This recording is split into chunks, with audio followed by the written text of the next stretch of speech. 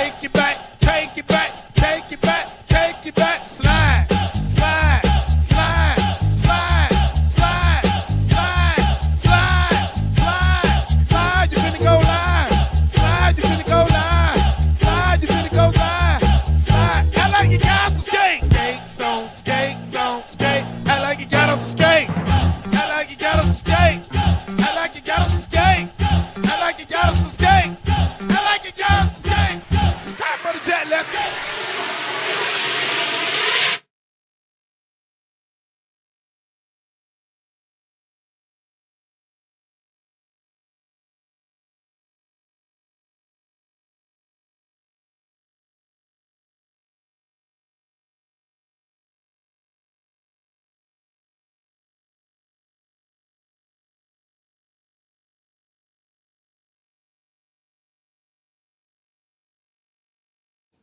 My bad.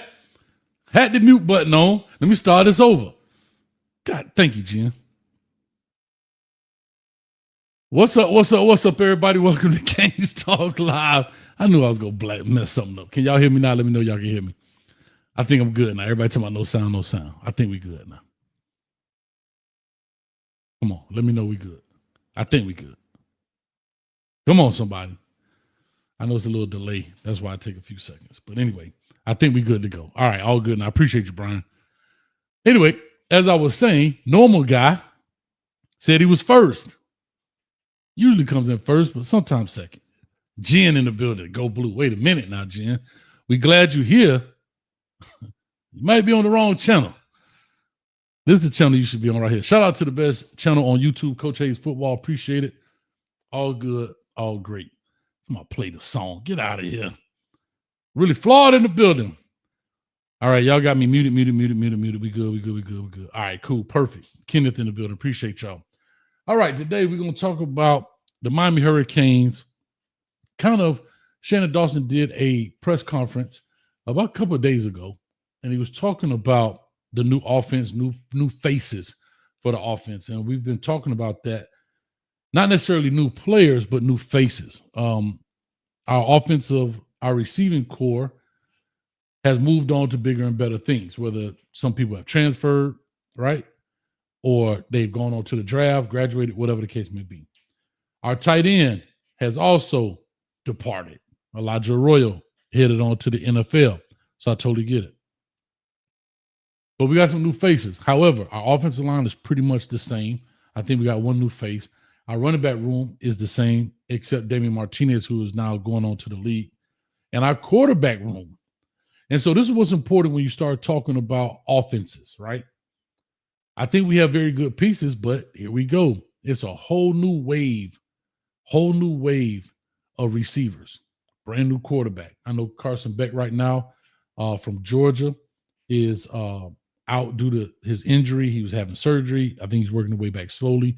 But right now, Emory Williams, Judd Anderson, as well as Luke Nickel are leaders in the pack when it comes to spring football in the quarterback room. But Mark Fletcher in the running back room, Jordan Lyle, Pringle, new face are there as well. But in the receiving room, we got quite a few new faces. And what I want to do right now is I really want to walk through. Now, you know, I got guys, I do this, and ladies, I do this sometimes.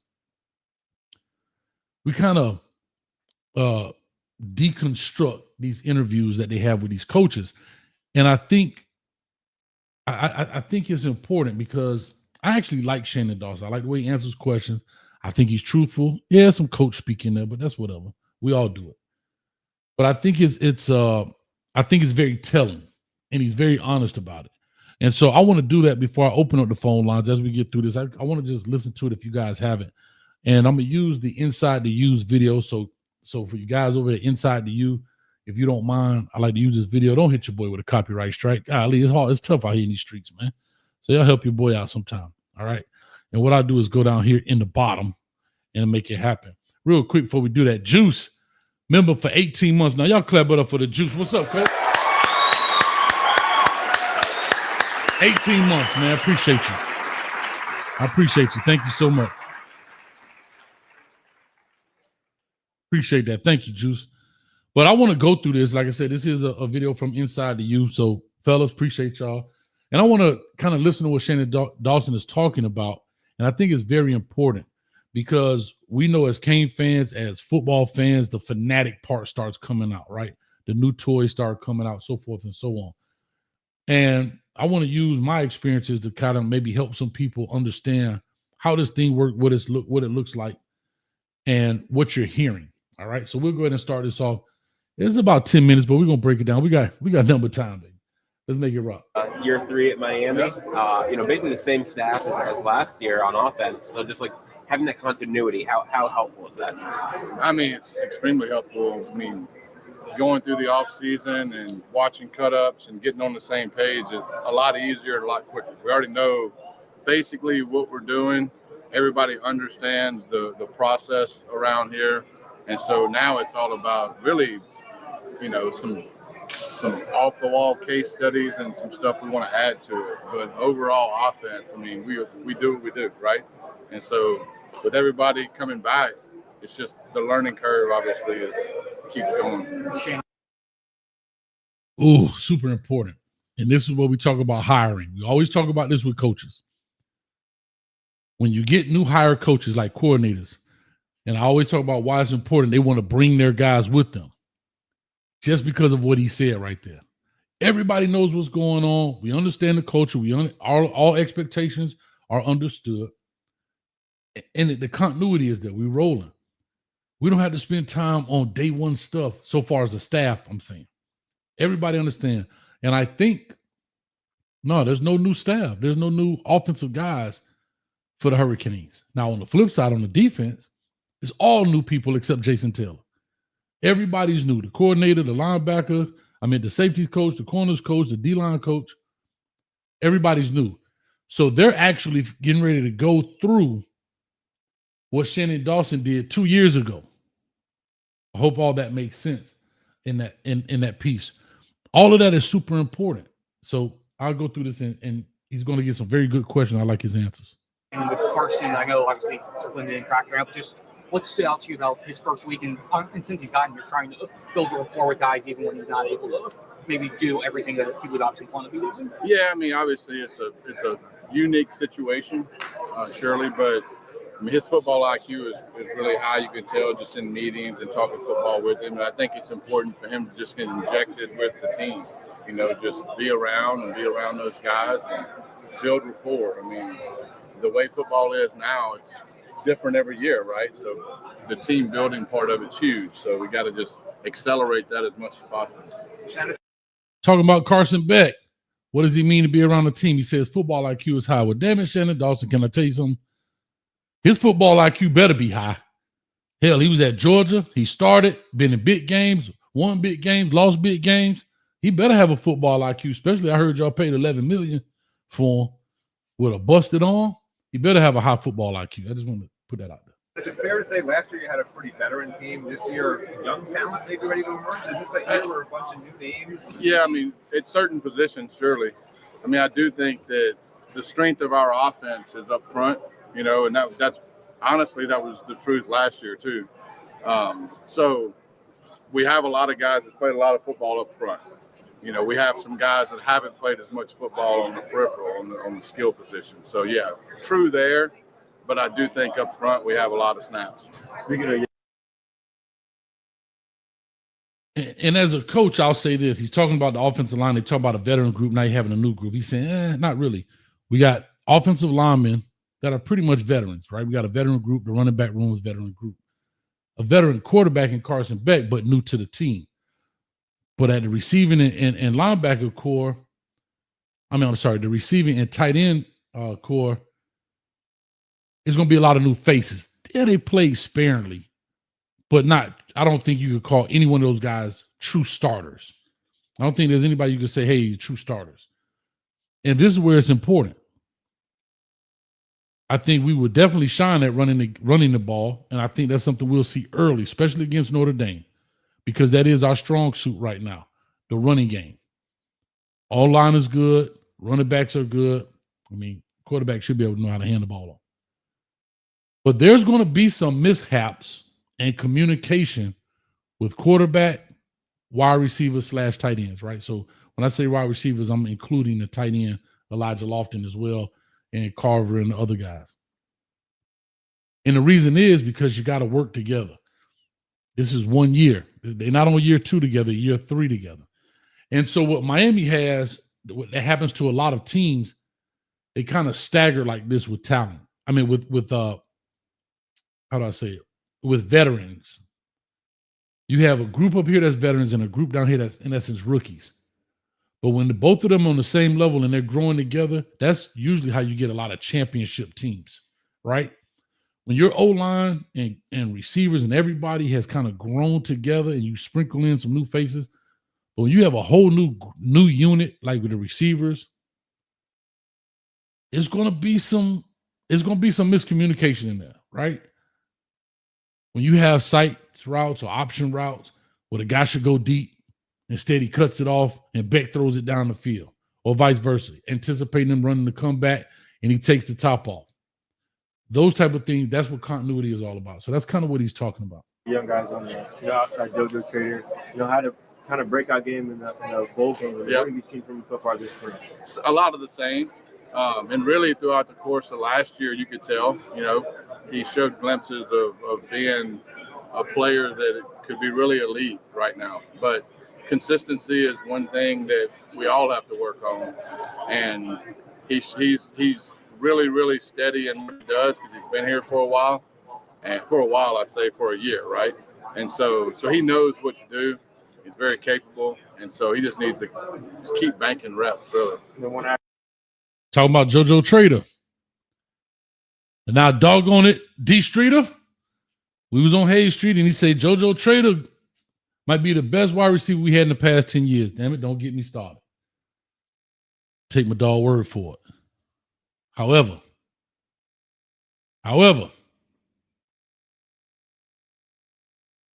as you said, consistency. And that's something that is never going to be perfected. But Shannon Dawson basically saying he can play, he can ball, just got to be more consistent with what he's doing. All right? They were talking about JoJo. Ask you about Malachi Tony. You're known for having a lot of productive slots, 10 LBs. What have been your early impressions of him? I mean, he should be in high school still, so that's kind of shocking. But physically, he's way more accelerated than most kids that are at his age. Mentally, I would say so too. I mean, his mental toughness and the way he competes is a little bit different than a brand new guy. And so he's picked up on things really fast. I mean, his football IQ is high. He's really a low rep guy. Like, he does something or sees something on tape and he has the ability to mimic it and do it. So, excited about his future, really. Shannon, Malachi Tony, American Heritage, wide receiver / quarterback, incoming freshman. And I talked about this before. A lot of the fan base was super excited. They see all these super freshmen. OG Kane, what's up? Smooth, what's up, baby? These Kane fans see all these new freshman faces. Oh my God, he's gonna take over. But you're gonna hear in this interview where he's gonna expose some things. But what he's talking about with Malachi Tony, high football IQ. Remember, he reclassed, so he should be a senior in high school right now. Left school early, but he is at more advanced than guys his age. That's what he's saying. So that's a plus. But you're going to hear this piece later on in the interview, and I tried to explain this to you guys earlier. When you see all these young guys in them first 2, 3, 4 practices, that's by design. They haven't necessarily beat out the older guys. It's done that way because they throw the playbook at these players because this is by design. We're going to try and flood your brain with information, concepts, patterns, formations, and see how much you can retain as a young cat. They all went through it. Last year, JoJo Trader and them went through it. The year before that, Ray Joseph went through it. This year's Malachi Tony and all the new freshmen. So you're going to hear this process. And the reason they do this is because they want to see how much you can retain. When you talk about football IQ, right here, I think they're in practice 3 or 4. And he's already talking about the kid got a high football IQ. He can watch something on film and do it on the field. That's why they do this, because they want to see how much they can retain. Do you find yourself coaching the receivers any differently? As you mentioned, veteran guys the year before, younger guys now. Are you coaching or teaching differently or at all? I mean, I don't know about differently, but you do take into account that, they haven't played a lot of football. And so, you start back over basically every year. And when you have guys that have played a lot of snaps, it's easier. I would say easier. I mean, it's I don't know if anything's easier.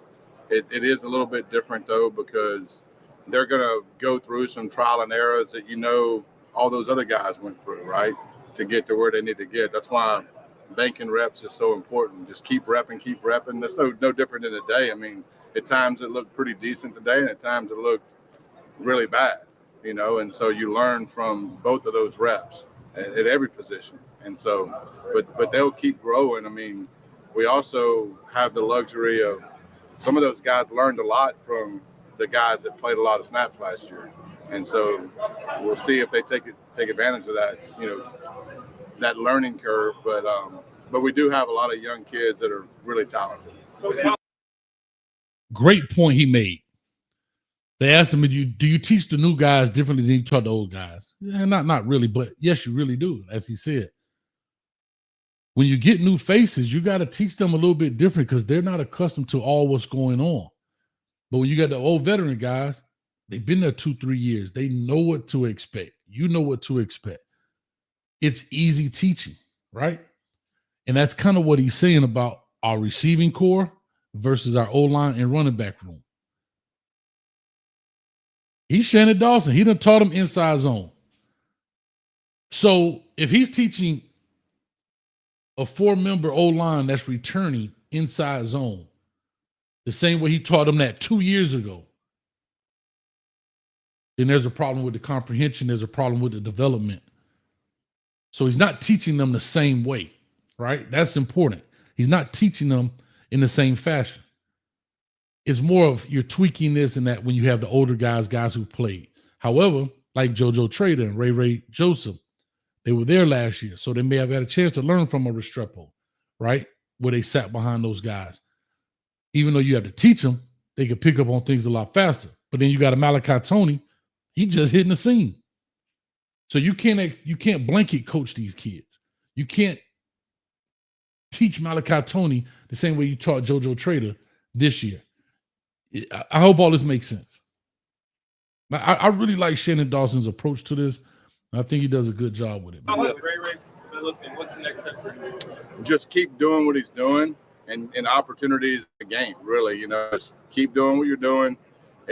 Football is a strange sport in the sense that Restrepo was a pretty good player, and so he played behind him for 2 years, and now it's his turn to take it and run with it. Come on, Ray. We got your back over here at Coach A's football now. Huh? Come on, Ray. The man just said it. It's your turn, dog. You done sat there 2 years. You had that ugly punt jersey on. Get that crap out of here, Coach. You need to put the Keyshawn Johnson book in your locker. Put it up there real big. Give me the damn ball. That was the name of his book. It's your turn, Ray. Your opportunity. This is your opportunity.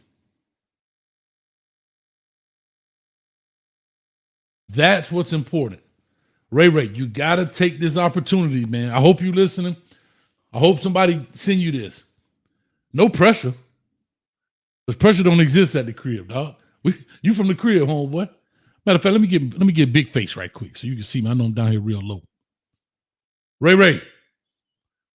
Coach A's football got your back, dog. The opportunity is yours. Now you got to do something with it. But pressure don't affect us from the crib because we from the crib. We was born in the pressure. So that's an everyday thing. We put our feet on the floor when we get out of bed, it's pressure. So pressure ain't no problem, if you understand me.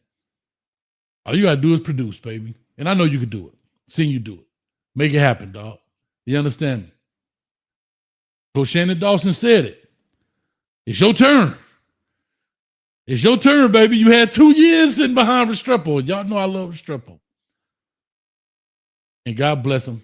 He's going on to the NFL. I know he's going to do great things. But 5, it's time to keep it live, bro. Let's go. Now let me get out of the way. Let's get back to the action. Speaking of like banking reps, how valuable of an opportunity is with Carson out for Emory, Luke, and Judd to kind of progress this spring? Oh, I mean, obviously it's invaluable. Reps are the main thing, and so those guys are getting 1s, 2s, 3s, 1s, 2s, 3s, and they're taking advantage of it. Obviously, we haven't had a lot of. You only had 3 practices, so we haven't had a ton of reps. But it is it's crucial to their development for sure. And with Luke, I mean, you guys identified him pretty early, and he committed in like August 2023 before he started his junior year. So, what did you see in him when you were recruiting him, and how did you like his progression through high school? Well, I mean, accuracy first of all. I mean, he was extremely accurate throwing the football. It looked easy for him, and he was a winner. I mean, he hadn't lost a football game in 2 years, and so those 2 things are high on the list evaluating quarterbacks. And then when you dig into the mental part of it and get in depth with his knowledge of football and the way he views the game, his attitude and the way he goes about leadership, he's very calm. And so all those things kind of added up to me liking him a lot. And you can see the same thing here. Now the game is really right now it's fast. And so but you can tell over 3 practices that it's slowed down. Starting to slow down already. And he has to keep in mind that he's playing with a lot of guys that are going through a very similar curve. I want him to finish that, but this is important. He's talking about Luke Nickel, the incoming freshman. So when y'all be begging for these freshman quarterbacks, I want y'all to understand what you're asking for. Yes, it's only the 3rd practice. Like he said, the game is moving fast. And as he does it more, it will slow down. And he's going to get into the part talking about when he was in high school as a senior. Man, coach called a play, yada, yada, yada, on 2, ready, break. He's done it for those 4 years in high school. It's second nature to him. But now he's in a new environment. You got some 23-year-olds out here running super fast. Hell, some of them 25. The game is moving a lot faster. The guys are bigger, faster, stronger. And you're not the most dominant team week in and week out every Friday. You're not on the talent-laced team where you're not going to get sacked. You ain't worried about this first-round draft pick coming to knock your head off. So when you ask for these freshman quarterbacks, you better understand what you're asking for. And this is the offensive coordinator telling you right now, the game moving fast, and he's going through this learning curve with other guys that are just getting into college, and it's moving fast for them as well. So be careful what you ask for. Real quick, I don't know if y'all know Ray real name is Nathaniel Joseph, and if this you, dog, I'm talking to you. You got this, and I'm done with it. Shout out to you, Ray in the building. The game is faster. When you first get somewhere and you're learning something, you're not playing instinctive. You're up there on the line of scrimmage still thinking about, oh, what the hell is the reads of this play, right? And so I'm sure last year in high school, a play was called and he inherently knew the reads and everything was very instinctive. It hadn't got that way yet, and it shouldn't be that way yet because he hasn't had enough reps. But you can tell that the game is slowed down. Very talented thrower of the football, very talented player. But it will keep slowing down the more reps he takes. We have 3 more questions from Coach Austin. Is it getting harder now to keep 4 really good quarterbacks on a roster with the transfer portal? Yeah, I mean, I think it used to be you wanted 5. Now it's probably 3 to 4. We're very fortunate. Our quarterback room is really talented, and so I do think it's very hard to keep guys. 4 is probably a number that if you got 4, you better feel lucky. 3 is probably more, realistic. Real quick, I'm going to just say something very quick. We got 4 quarterbacks. Carson Beck, Emory Williams, Judd Anderson, Luke Nickel. Carson Beck, new to the program, coming off an injury. Emory Williams, old to the program. I won't say he played a lot. He's the guy that has the most experience with the Miami Hurricanes. Judd Anderson, I don't think I've ever seen him throw a ball except in the spring game. I don't even remember him even playing in a regular game, unfortunately. And then Luke Nichols, straight out of high school. That boy coming off a 3rd period. You know what I mean? So there's a lot of potential talent in this room. But all of these faces outside of Emory are new to the Canes. And what I mean new, meaning being a signal caller. Carson Beck is a new signal caller. Ton of experience. Ton of I would just say talent, being honest with you. Football IQ, but new to the Cane. Emory Williams been around. It's a little questionable. We'll get into that later when we call in segment. Judd Anderson, I really don't know what he can do. I have to be honest. No shot to Judd Anderson. Maybe talented, maybe can throw the ball, but he just has not had an opportunity. And of course, Luke Nickel, he just talked about. The end of week one. Mm-hmm. What are some of the key points you want to see out of your offense this week? I mean, there really isn't any. I mean, right now we're trying to get everything installed, and we're trying to get young guys on the same page with, hey, these are the formation adjustments, these are the motions, these. I'm sorry for interrupting, but this is where he's going to start talking about just throwing information at them. This is what football is about in spring. This is why spring is important. How much information can you retain? They're going to flood these guys with this information. That's what he's talking about. The plays, and that way, now we've basically kind of flooded them this week. We've flooded them with all the plays and all the stuff. And now when we come back after spring break, we'll redo it, but then it'll be just about reps. We're just repping the same things over and over again. These first three practices are probably the hardest for new guys because it's just opening up the dam and just, hey, this is all the information, day one, day two, day three. And then we'll keep doing it with a little bit of additions when we start doing, more red zone or more like situational stuff out there. We'll add a certain amount of plays, but the core of our offense is probably in. And I want y'all to hear what he just said. Coach Sheridan, what's up with you, baby? I want you to hear exactly what he said. They're in day 3. He just said the core of the offense is in already. We flood them like opening up the dam. So that means Malachi Tony and the rest of these freshmen, including the new faces that have transferred in, have been flooded with information. How much can they retain? And we just gonna rep it. If you hear him, he always talks about banking reps. That's what he's talking about, doing it over and over and over and over and over. That's what he's talking about. And see, a lot of people don't understand that. They don't take their time. They flood you with information. And now you as a player, it's not like, day one, we just installed one play or we just talk about formation. No, you go 4 formations, need to learn them, left and right, learn the variance to them, learn the plays, learn the checkoffs. What happens if you get all of that goes in there because they want to see that. So I hope y'all really can appreciate what these freshmen go through. So when we say, when you're a freshman coming in, it ain't for everybody because it's a lot, bro. It's a lot. And you have to remember there's a lot going on with this as well. Okay? Not just football. So right now it's more of, hey, getting those guys to calm down a little bit, take a breath, and really watch the film and come back after spring break. Spring break, we've all been on spring break. So, we're probably not starting over from day one, but like starting over from day half of one, probably. Great point, Coach Dawson.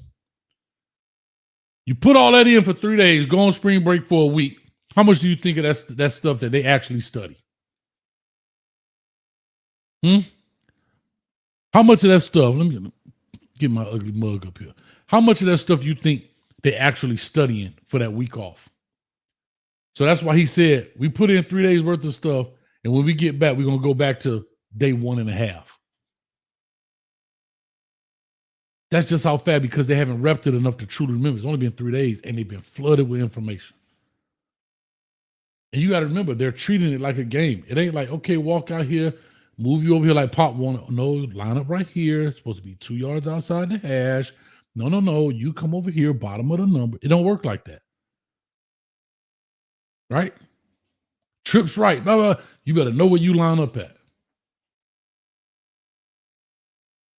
Super important. I'm glad you're getting an insight on this, man. It's great stuff, bro. Almost. Yeah, just curious your thoughts on the running back room and just what you have depth-wise there. That's probably one of the deepest rooms we have. I mean, all of them have a little bit different skill sets, I would say. but for the stuff we ask them to do, they're all built really well. Some of them are a little bit bigger than other ones, but they all have, the ability to make plays. And more importantly, it's a fun room to be around. Like, they all support each other, which is huge. Now, we talked about that last year a lot. But with rooms that are really talented, it's important for those guys to have a rapport and be happy when Pringle makes a play, or be happy when Jordan makes a play, be happy when Mark makes a play. And so all those guys are going to have opportunities for sure. And with the tight end room, obviously lost a lot of the production from last year. So what role do you? My bad. Kind of went over, but y'all can still hear it. He was talking about the running back room, veteran room. Everybody's happy. They can all learn from one another. Mark Fletcher, plenty of experience. Jordan Lyle, plenty of experience. Those older guys are happy for Pringle coming in, right? Good job, blah, blah, blah. Awesome. You know what I mean? And shout out to Haywood. Exactly. Great point. Shout out to Wood. What's up with you, baby? And it's the first time in college classes for most of them. Daily schedule. There you go. Malachi Tony, just getting here in January. Supposed to be a senior in high school. Comes to Miami, doing workouts. Wait a minute, coach. I got what? I got what class? I got sociology 101. Oh, damn. What time am I supposed to be there? 8:05. What? Maybe they take class in the afternoon. I don't know. But whatever. You got a full day. And it's no, how do I say this? Where guys used to come in the summer and they could kind of get acclimated to the campus because they'll come in before classes start in the summer, right? So you used to graduate in, May or June. You go in, the session B or whatever it is. You're on campus for about a month, 3 weeks. You know your way around campus. Think about it. Malachi Tony and them come in January. Start classes in January. And it's full go. And you trying to impress the coaches that you a baller. Shout out to Haywood in the building. Appreciate you, dog. Great point. Do you kind of proceed for Elijah Lofton, and what do you want to see this spring out of the freshmen and like Alex Bellman and Jack Nickel? Yeah, I mean, Lofton obviously played a significant amount last year, made plays in games. His role will continue increasing, probably more so of, the role Elijah played, more snaps in the game. But we did add some guys that are really talented, and so they just got to keep repping and keep learning. But that room, a lot like the running back room, will be, a room that people play. We're not going to sit there and just play one guy. You see last year, I mean, we wrote a lot of guys in there. And so it probably at times, Elijah probably could have had 65 catches if we didn't, but it got spread around a little bit. I like that. I like spreading the ball around and getting guys touches. It also helps keeping kids, right? And so a lot of that matters. All that sounds good, but the very last line, that's all that matters. All the other stuff was womp, womp, womp, womp, womp. He said, I like spreading the ball around because it helps keeps guys. It's transfer portal rough out here, man. Huh? The dude ain't trying to sit on the bench no more. Dude, let me get big again. Y'all can start calling if you like. Nope. He ready. I need some touches, coach. I'm going to be in the transfer portal. So he said, I like spreading the ball around because it helps keep some of these cats, man. Huh? This is why I like Shannon Dawson. He ain't just talking and coaching cliches and talking that boiler room bull crap. He being honest, being very honest. Do you have to fight Jason Taylor for who gets to coach Brock Shot? I would not fight Jason Taylor. Man, that's the softest thing he said on the whole thing. I would not fight. I'm just messing with you, man. Shout out to Shannon Dawson in the building. I'm just teasing. Phone number's up here, 862-799-9956. Go ahead and call in. I want to hear what your thoughts are on this interview, what you guys think in regards to what Shannon Dawson is talking about. What are your thoughts on the look of this offense going forward in the spring? What do you expect to see? I expect to see a heavy dose of run, to be honest. I expect to see confidence throws. What do I mean by confidence throws?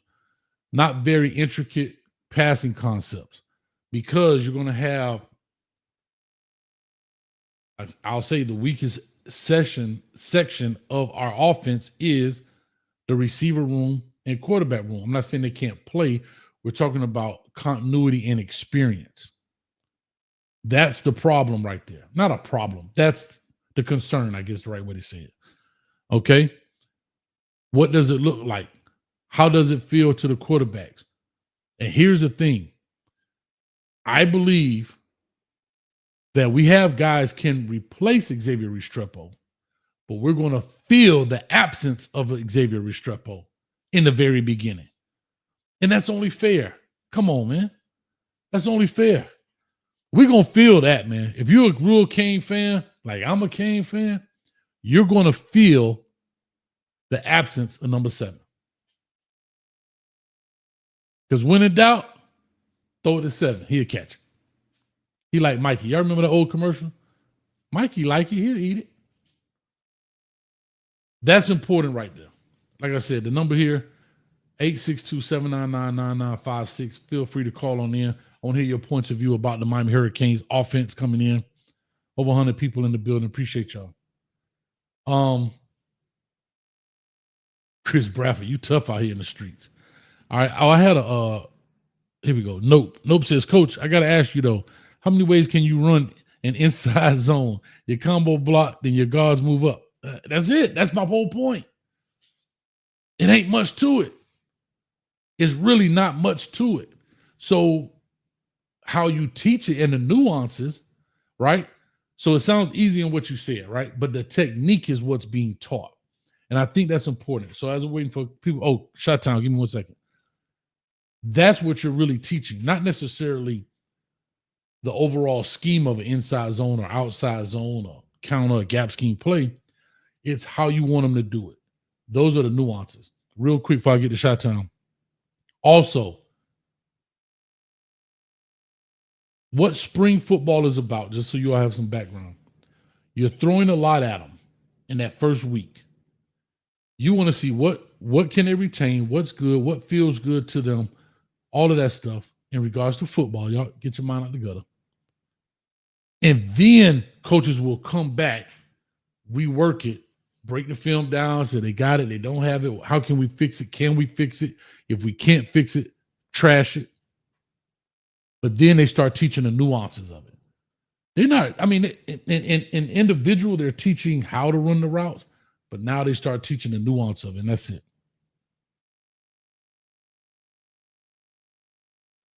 All right. Jay Derry said we can't keep running that boy in that inside zone. Dawson got to get more. Yeah, but inside zone ain't a bad play. I mean, it can't be your only play, but people run it all the time.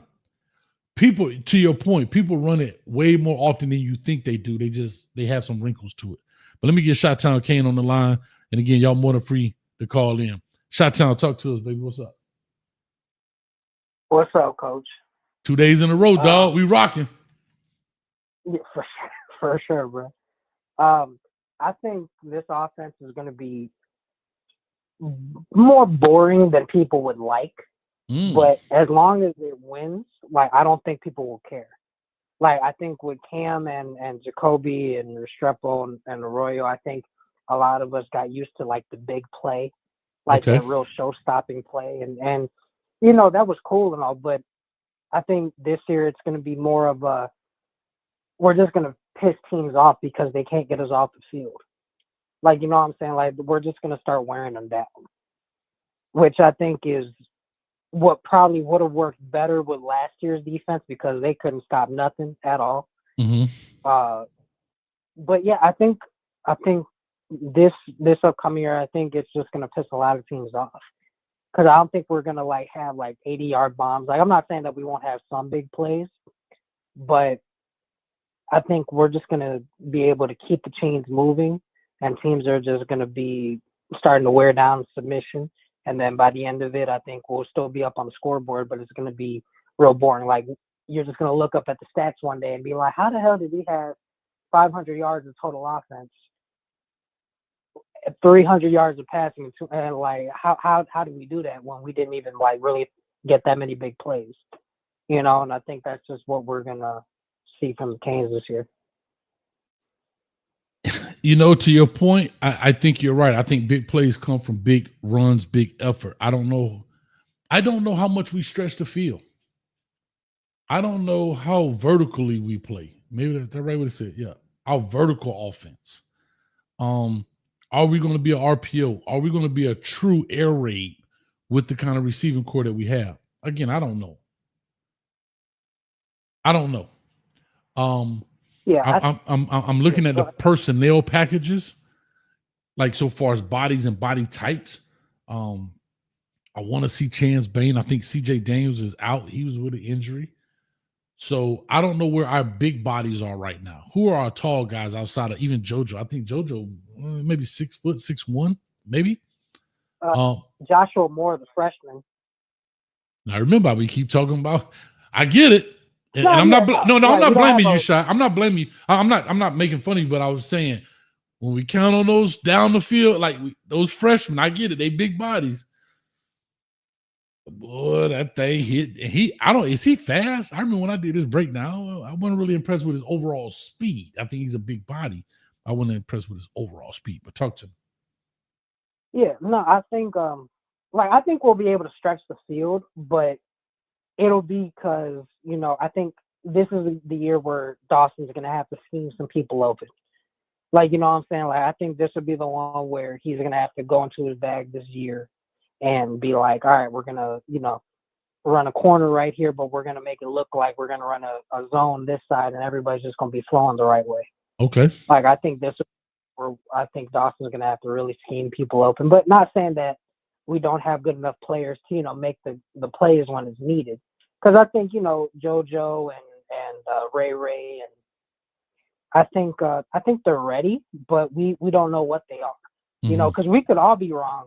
And then come week 1 against Notre Dame, and they're like just mossing people down the field. Now we could all be wrong, you know what I'm saying? But that's just what we got to do right now. Right now, it's just speculation at this point.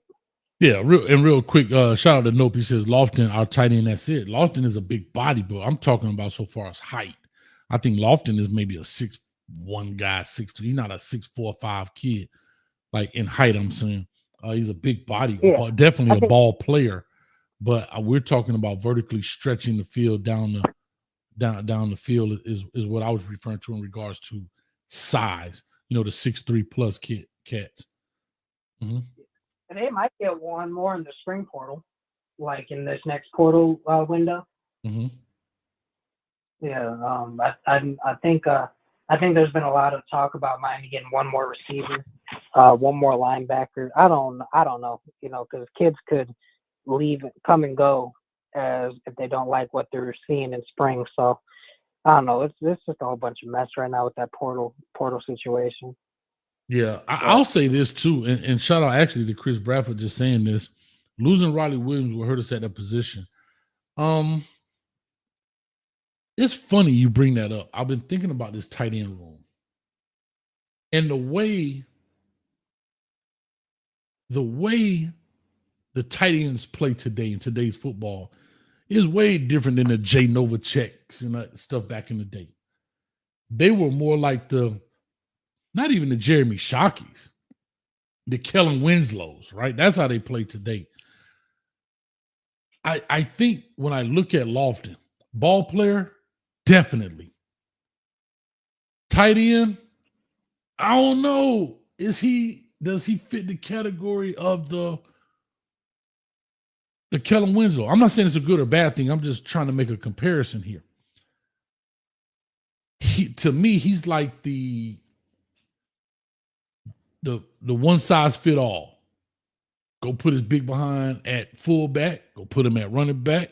Go put him in. He could be two back, him and Mark Fletcher. Hell, you can put all three of them back there. Him, Mark Fletcher, and Jordan Lyle. Who are you going to stop then? You know what I mean? You know how I'm talking. He's so good all over, but I don't know what mold he fits in. I think that's my biggest question.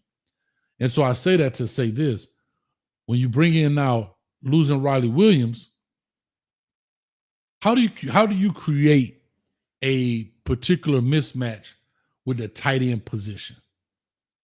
That's the question.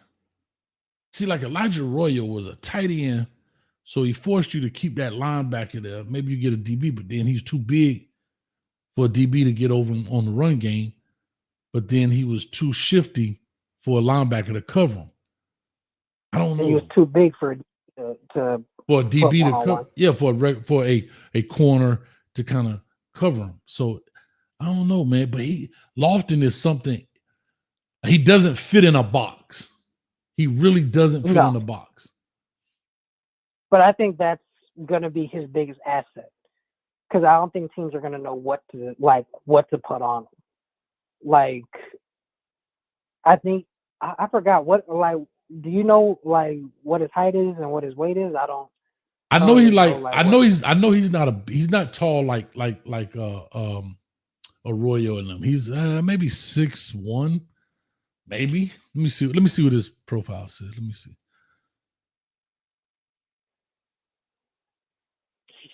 Let me 6'3", I think he's up to like 245.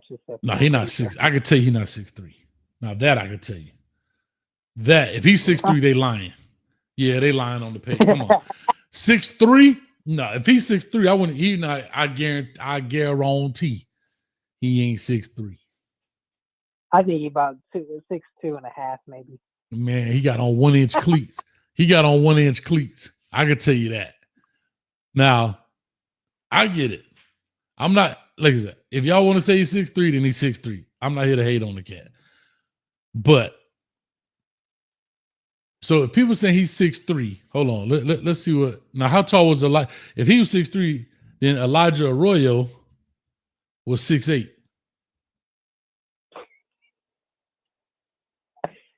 They had Elijah Arroyo at 6'4", 245. So you telling me Elijah Arroyo? What did he measure at the combine? I know they. I'm looking at it right now. His height was 6'5", 250. Okay, well there you go. Man, okay. I ain't here to bust his bubble. Live on, young player. Live on.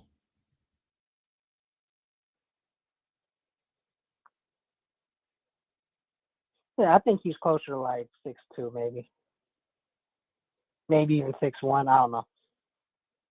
Yeah, we'll he's not see. that short. Who not that short? Lofton. No, okay. He probably he's 6'1", probably. Let me see. I'm trying to see if I can find a picture. Bruh, I got a picture right here. This is awesome. I mean, it's really not the best picture, but it's a picture.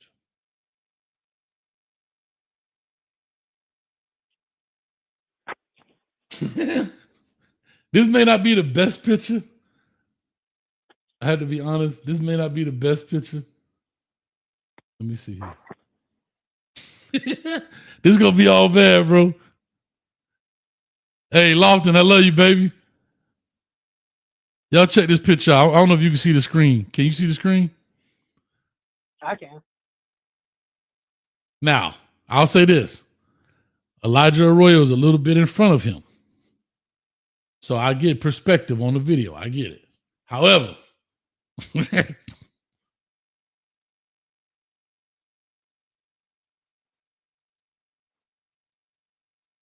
say about 6'2".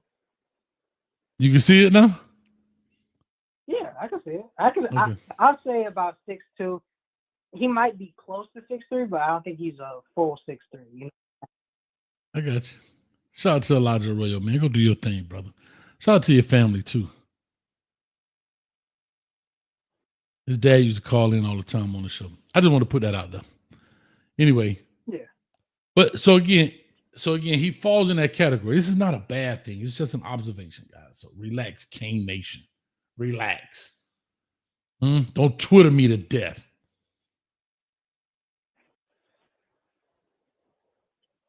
I feel like because Shannon Sharp was like that, wasn't he? Like, how tall is Shannon Sharp? 6'2", 6'3". Yeah, I mean, H-back could probably be his go-to. So probably stretch the field, because I don't know if Lofton is faster than Arroyo, because Arroyo had some wheels on him. But I definitely think like if they put Lofton one-on-one with a linebacker, I think that's a mismatch. I do think too. he'll be able to. I do too. Like, I agree with you with that, Shy. I agree. I think that he athletic as all get out. It's kind of like a Jerome Bettis type body style. Like, you're a big old dude, but the cat athletic as hell. You know what I mean? Yeah. Yeah. Like he's not gonna I don't like you said, I don't think we'll have many people who could stretch the field vertically, but he could definitely stretch the middle of the field. Like if you have them two safeties spread out, like he's gonna force you to put somebody in the middle of the field. Because if you have two wide receivers wide on each side, and then you have them just going in between the hash and the sideline, you got Lofton right up the middle. I feel like that's a good plan for him. Yeah. No, I'm excited. I think this. Go ahead. No, I'm saying I'm excited for. I can't wait to see how he's used. I hope they get very creative with him. Look here, man. This is the season, bro. No holds barred, dog. Like, man, let that thing ride, man. Yeah, like I said, I think this is the year Dawson's gonna have to scheme some things open. Okay. You know, like I don't think Carson is as freelance as Cam Ward is, but I definitely think he's as one read, dink and dunk as Tyler Van Dyke was. Okay. So I think this year in between type of year. So, but look, as much as we don't know what's going to happen, all them top recruiting classes and transfer portal classes that everybody's so happy about, that's what you bring those classes in for. Yeah. Like the talent's been improved. The level of player and size-wise, speed-wise has all been improved. Now they just got to go out there and show it. Yeah. And that boy said, Keith Byers, boy, you went back. Oh, Miami Dolphins cat. Keith Byers. Yee. He out of Virginia Beach, I think. I think Keith Byers is out of Virginia Beach. Wasn't he the one who fumbled against John Elway when he was with the Browns? I think so. Oh, he's born in Dayton, Ohio. But I thought Keith Byers was from Virginia. Maybe he was born in Ohio. Oh, no. Keith Byers attended high school in Roth High School in Dayton, Ohio. Okay. Who is that was from Virginia Beach? I don't know. I can't remember. It don't matter. But anyway, yeah, I'm just excited. I'm excited to see how they use him, man. I really am excited to see how they use him. Defense improves. As much as I love to talk about putting up 50 on folks, if we can't hold teams to less than, I'm gonna be completely. Oh, Shy, don't do it to me. Guess what? I got a special gift for the people. Y'all been asking for it. Y'all remember in Living Color? If you want to hear it, here you go.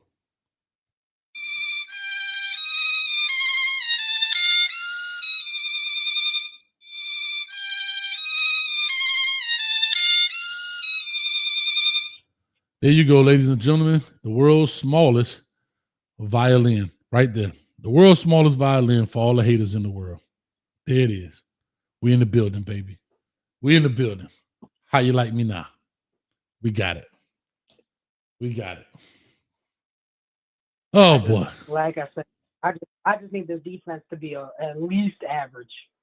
I don't need them to be knocking folks out. I do. I don't know what you talking about, Shy. I do.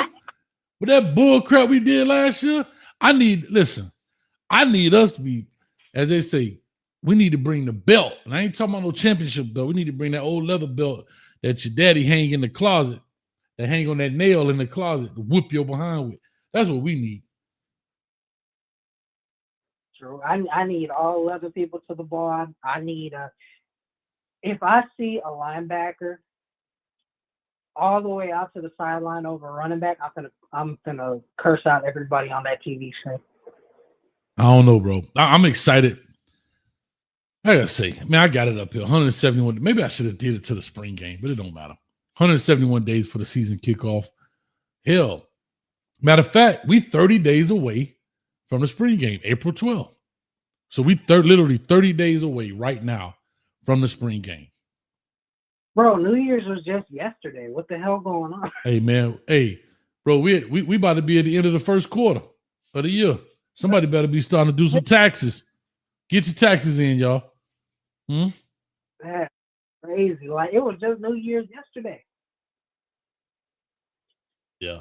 I just woke up from my New Year's hangover yesterday. So I'm with you. It was tough. Listen, as excited as I am to play Notre Dame, I need to beat the hell out of the Gators again because their fans are talking real reckless about this quarterback that they got. And it's kind of pissing me off. It is what it is, dog. You could have sworn that this quarterback going to take them to the national championship this year. Bro, I'm going one game at a time. I ain't doing it. Ain't going to get me like that. No. I'm starting off with them gold domes. Oh, they little leprechaun, them Lucky Charms. Put them in the box because they magically delicious. Get that crap out of here, man. Get that crap out of here. Hey. Get a Notre Dame.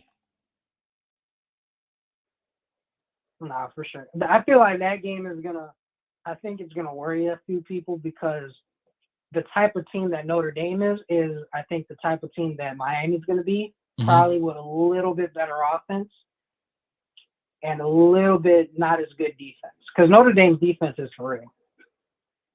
So I don't I feel like our offense is a little bit better than theirs, but their defense is probably gonna be better coached than ours. So I'm definitely excited. Man, shot time, they coming to the Hard Rock. I want to hear that. Oh, for sure. Hey, no, listen. The minute that them Golden Domes come across whatever down south, they never do good. Getting hot.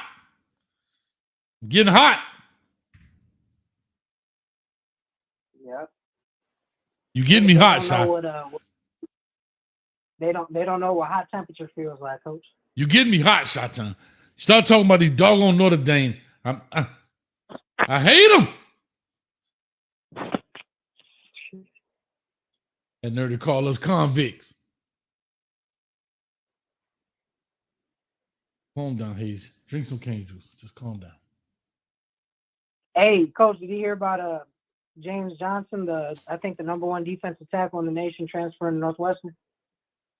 No, what Northwestern? Oh, did he? That'll be interesting. Actually, I just broke down, speaking of that, Jalen Seatbelt Waters for the WREs. Got to get it edited up, but I did that one, so that'll be coming out here shortly. But 6'2" cornerback coming in out of Armwood High School. Yeah, I think that's a guy. I think that's a guy who has good patience. Got some tweaking to do. Got some things got to learn. However, a 6'2" corner, bro, hard to come by. Hey, I think this is going to be Mario's highest recruiting class his entire time in Miami. I think like the stars aligned pretty well. Miami just came off of a 10-win season. And I think some of the best talent is in the state of Florida, especially this year, with the amount of 5-stars or top recruits that are just in the state alone. I feel like this is probably the best opportunity he's got to do what he does best and recruit the state of Florida that well. So I'm excited to see how this class goes. And if we pair that with another 10-win season, it's going to be stupid. 10 wins. We 12-0, Shot. What you talking about? Don't you do this. Don't you come on here. Shot. I ain't talked to you yesterday, the first time we talked since the New Year. Now the day you come on here with this. Shot-town, I love you, man. But you really, you're pushing me. You're pushing me. Nah, Coach, listen. I think 11-1. But listen, first of all, Coach, I just need us to make it to Charlotte, bro. Like, do you know how irritating it is that people could just still hold it out over our head that we ain't won no ACC championship game? I'm trying to stay away from this. I'm trying to stay away from it.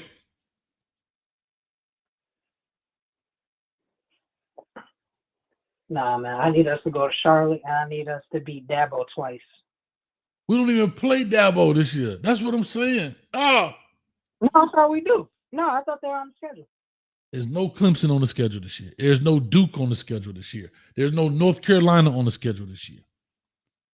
Oh, well then, yeah, no, we need to beat Dabo and Charlotte. Yes, and beat them bad. Beat him like he stole something. Sure. For sure.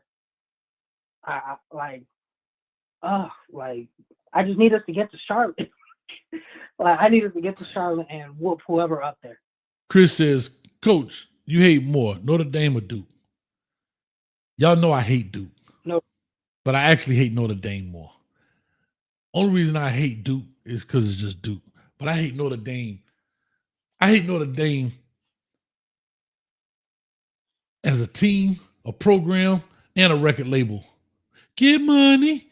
Oh, my bad. And what makes it worse is they got an Ohio State Buckeye as their head coach. I just don't. You know why I don't like Notre Dame? Notre Dame, you talk about people, you talk about privilege.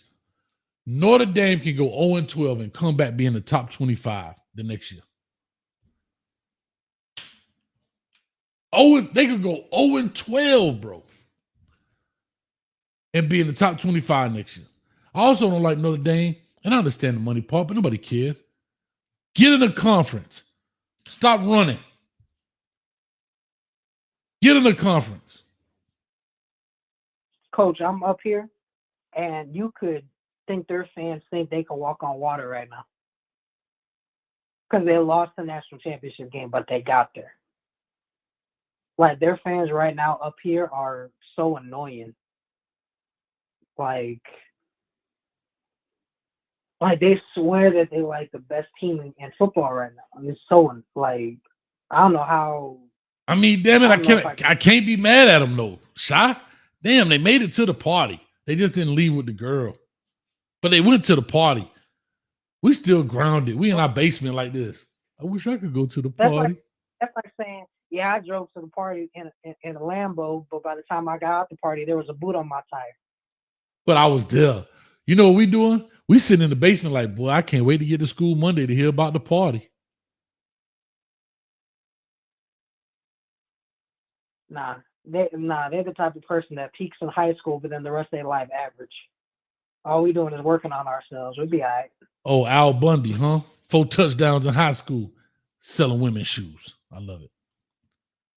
I don't know, man. I just, you know what's hard about this? The waiting, the not knowing. The recruiting part is taking care of itself. I think this is where like Coach Cristobal shines, getting the guys, getting people excited, all of that stuff, man. You know, I look at the little Hayes Fawcett graphics, who's coming. It seems like, again, everybody got us in their top 5 or 6 schools. We're on everybody's official visit list, right? We even get some of those guys. That part, we got it sewn up. I'm good. I'm done with it now. Like, that's great. I need some W. I need to throw a W on this schedule. Shout out to James Williams. I need to eat a W. I'm ready to eat some W's, dog. You understand? Yeah. Like, you know how satisfying it would be to know that every year we gonna be in the running for the playoffs? Like those other programs that are just like, hey man, like we got the talent. We'll be all right. We just gotta get there. Like once I'll be cool. That boy Nope said, we hating outside the club, right? We got that parking lot pimping, right? We ain't got enough money to get in the club, right? We ain't got the cover charge. So we standing outside. We all got that. We got that bottle of yak, you know, that be in the trunk. One person got their trunk up. Everybody got their little white styrofoam cup. Come on, I'm going back now. I'll talk to you, boy. Shout out to Studio 183. If you from Miami, you know what I'm talking about. We hating outside the club, but we know them lame crying Irish ain't gonna pull nothing. So it's all good. Yep. Oh, Lord. Oh. What happened? I was just thinking about it like, dang, dog, we out here parking lot pimping, dog. You know what I'm saying? We done got dressed. Think about it, dog. You done went to the mall. You done got the best fresh fit. You done went and got the new shoes. They crispy. You know what I mean? All that. And you ain't got enough money to get in the club. So you got to wait till everybody comes for the fallout. Everybody got to fall out the club. And we got to hear about how good it was. Everybody else come out sweating. You know how they come out the club sweating? Everybody's shirt be wet on the back, and you out there looking fresh, ironed up and everything. So they know you ain't make it in the club. God dang. But you want to know what makes it worse, though? It's like a loss doesn't matter to them, especially them. Like, we could blow them out, and they could still probably be ranked higher than us at the end of the year, and we'll probably have more wins than them. That's what Angel said. As long as the Cavalier Twins take good care of Beck. Man, they got the man car stolen, man. Come on, Angel. Angel, that probably was you. You probably wouldn't have took that man car. I know Angel kind of good with around that steering column. That's what I heard. Little Birdie told me that, Angel. I'm just saying. Nah, I don't know, man. I don't know though, Shy. Ain't nobody else calling in 862-799-9956. Yeah, tired of y'all, man. Hey, Coach, who are you most excited to see this year? Offensively? Yeah, give me one offense, one defense. Give me one each. I want to see my dog Ray get loose, though. I ain't gonna lie. I'm biased. That's the homie. Even though he laughed at me when Footballville, when Streeter showed him how I got beat deep, he beat me deep on the game. But I ain't mad at him. I ain't tripping though. Ray. But I guess I'm just excited overall. I want to see the chemistry between the quarterback and receiver room. I think that's what I'm really not answering your question, but I am. I want to see what that looks like. I'm ready to see that chemistry. I am 100% confident in the running back and O-line, like the run game. And I think that's where people are going to really put their money down, so far as opponents, I mean, to stop us in the run game. So I am super confident in our run game. Now, do I want to see a little more creativity? Yes, I do. But I'm still confident in the run game. On the defensive side, who do I want to see? Can I tell you something? I know this is low-hanging fruit, easy to say. But I need Ruben Bain to turn it up. This year 3, bro. I'm just talking about how fast time goes. Look how, as slow as this, just think about how funny this sounds. As slow and long as it takes to get to the season. Ruben Bain is going into this is the last year we see Ruben Bain, bro. You think he gone after this one? Yeah. Like, think about how fast that was. It seemed like just yesterday he was freshman All-American. Sure. We got 12 games with Ruben Bain. It's over. He being selfish. Well, you know what I mean, minimal. We are given 12 games. That we know. Slap myself. Matter of fact, ow, mother. What's my damn lip? Ham say Bain stand for senior year. Yeah, all right. Yeah, all right. All right, Ham. You know I like you, dog. He ain't stand for no second year. I mean senior year. If he stayed for a senior year, that means he had, I don't want to say it, he broke a shoelace. No, sometimes he might just think that he had unfinished business. Although Ohio State did it. It seems like yesterday we were hanging round the hood, and my homie, keep your memory alive like the homie should. Anyway. Hey, Coach, but you want to know what's crazy, though? Yeah. I feel like more Miami players got to stay.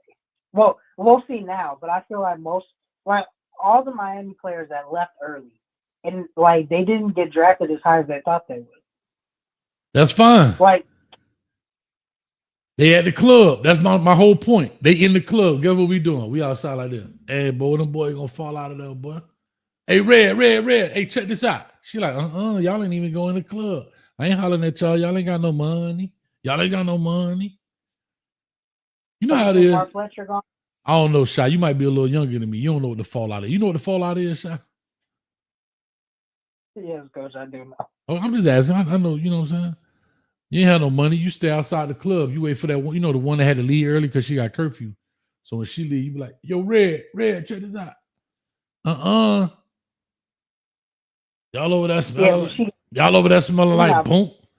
My man Trick want to holler at you. Trick be smelling like boom. You know what I'm talking about. Yeah, for sure. But if she got to leave early, be like, all right, come on, let me take you home. And I'll slide right back to the club. I forgot you was smooth like that. You a do or die type dude. You don't know about that let out. You a do or die type dude, huh? Hey, listen, I ain't gonna let no clock get in front of me like when I got opportunity. I hear you though. Time ain't none. I forgot, boy. I think ain't you the nephew to Bishop Don Juan? I thought you was nephew. Yeah, nah, man. Listen, the only time that matters to me is the time me and her got spent together. Man, I don't need no curfew getting in the way. Dang, Shy, you just met her, boy. She just met her in the let out. You talking about the time y'all spent together, boy. You move fast. I'm gonna leave you alone, Shy. Let's talk about some more football. I ain't gonna do that. You kind of dude get married next week. You ready? Nah, for real. Nah, not at all. But I'm gonna make sure she remembers me.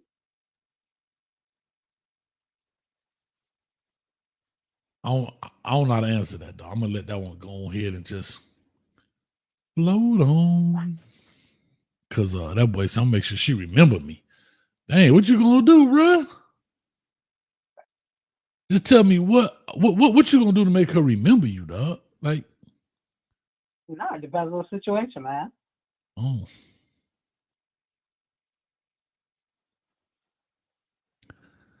Can I just say this real quick? Twitter is not a real place. I just want people to understand that, please. Can y'all understand that this is the devil's workshop? Can y'all not go on Twitter?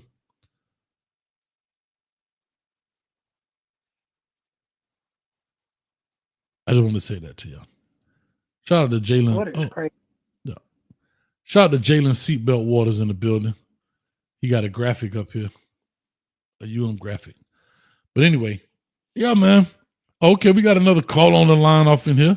2451. Give me 1 second, brother. Or lady, I'm not sure who it is. But I just want to say this, Shy. Twitter's not a real place. I'm looking at Twitter right now. It's a little bit out of control right now. I don't know why my algorithm does what it does, but it's doing what it do. That's all I can tell you.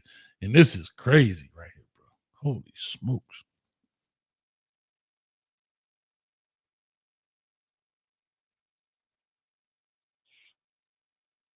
Yeah, no, Twitter a little crazy, man. I gotta like detox from that every couple of days because that'd be going crazy. Hold up, real quick. I want to play this before I get to the next caller. I just saw this as I'm scrolling through the Devil's Workshop, and somebody Angel just brought up the Cavender twins, and I'll be doggone it. Look what we got here. Check this out. I'm coming to you, caller. Don't hang up. Listen to this foolishness. It's almost positive that Carson Beck and Hannah Cavender are broken up because some dumb shit this dude did on Snapchat. Which, oh, shocker, Carson Beck got in trouble for saying some stupid shit on Snapchat again. The first time that pointed to them breaking up was looking at Hannah's Instagram, and there's absolutely nothing posted with him. Like, everything of him is erased. After just this weekend, they were posting with Carson Beck when they were on a little boyfriend-girlfriend trip in Nashville. Here's another post where Carson Beck's right there. And peep this when it was posted, by the way, 3 days ago. That would be Sunday. We got this DM saying that Carson Beck added this one girl on Snapchat on Sunday, look at it, 9:34 p.m. So just after they were posting all this shit on Sunday in Nashville together. And as soon as he adds that one girl on Snapchat, he sends her this. While him and Hannah are like very much together on a trip together. Girl asks like, oh, like, don't you have a girlfriend? Did y'all break up? He goes, literally this past weekend, LOL. Boldface ass lie. And then here's another Snapchat that he sent her saying things just not working out. He could see it coming. This looks like a really brand new hat, right? Real new, real nice. The same exact one he was wearing on that trip in Nashville. So I'm gonna be so real. Like, this dude 1000% sent this while he was on a trip and he had a little away time. Hannah doesn't even follow this dude anymore, so you already know they broke up. And like I said, from this really trusty source, it was because he said some dumb fucking shit on Snapchat. Just delete the fucking app, Carson. It's not that hard. It's all. Well, Shots, I gotta go, man. I gotta go call Carson Beck. I gotta go, Shot. All right, Coach. Much love to you, brother. 2451 on the line. Hold on. I just got to say this, man. Damn, the man been in Miami a month. He done got his car stolen. He done broke up with his girlfriend.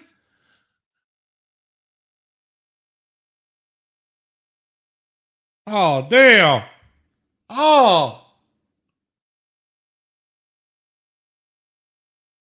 It was all good just a week ago.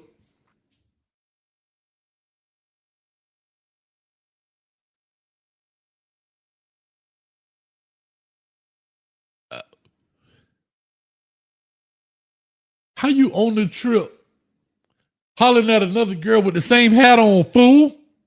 That means you don't know how to audible. You don't know how to audible. Green 22. Kill, kill, check, check, check, kill, kill. Take the hat and turn it around, idiot. God dang, man. And Shannon Dawson sent up here lying to us talking about he got a high football IQ. Well, he ain't no player. God, dog, man, we done lost another one.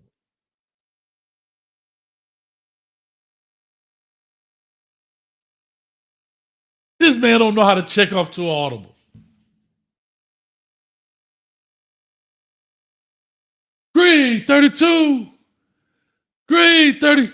52's the mic. 52's the mic. Check. Kill, kill, kill. Omaha. Omaha. Omaha. Jeez, I can't take this, man. 2450 want to talk to us. Ease the pain.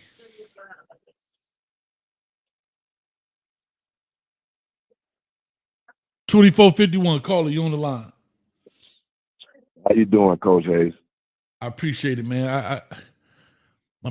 I was feeling good, man, and then I'm just scrolling through the Devil's Workshop and I see this foolishness, man. Talk to me, man. Who am I talking to? You talking to two from Miami? I'm from Miami. All right, you said two. All right, two. Talk to me, man. Oh, yeah. Listen.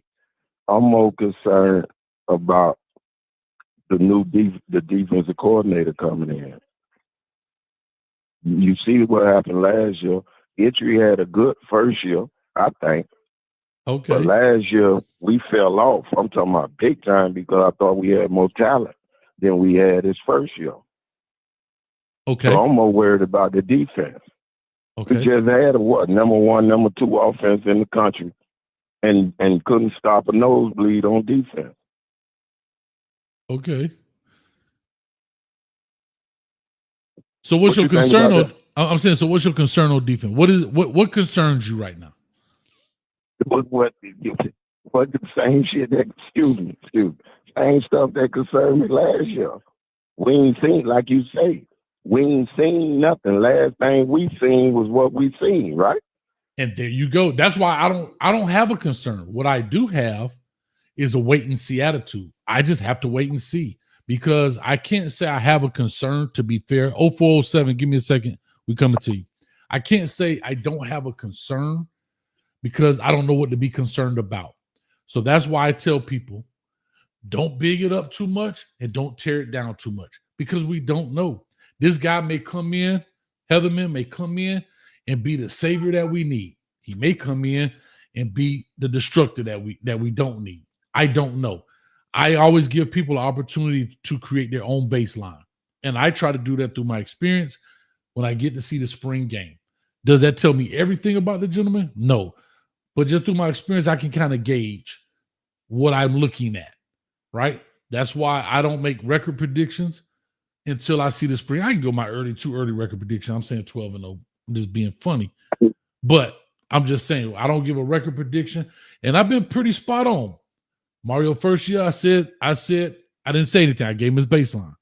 Second year, I said 75. I hit it on the head. Last year, 10-win minimum, hit it on the head.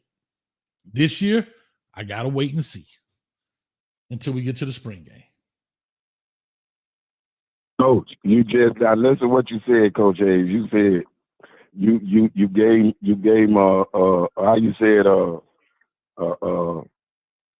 the first year you gave leeway. I gave baseline. You said second year you say we'll win 7 games, we won 7 games. Right. Last year you say we'll win 10, we won 10. Now you got to give me a number this year. or what you think? I will after the spring. I only make that number once the Okay, spring you make it out the spring. Okay. Because I okay, get a chance okay. to see. See, right now, I don't know what Heatherman is doing. But once I see the spring game, I Right. can look at it and say, okay, this is what I'm thinking, X, Y, and Z. Sometimes I also look at some of our opponent's spring games and I go X, Y, and Z. But I can't give it to you now because I'm like you. I don't know. I got you. Right. But this is what I got concerned on defense, what I All right. didn't like last year. Okay. We outside contain, we was terrible. Running, when teams were running, they run outside fairly easy. True story. That was a problem.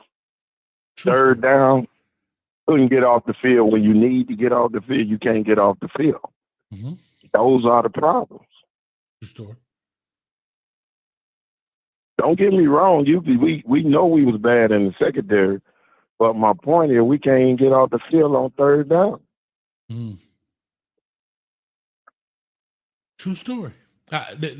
Nothing you said is wrong here. There's nothing you said that you're wrong about. Like you said in the spring game, hopefully we see it get fixed. I'm playing. Mm-hmm. Gidry really disappointed me.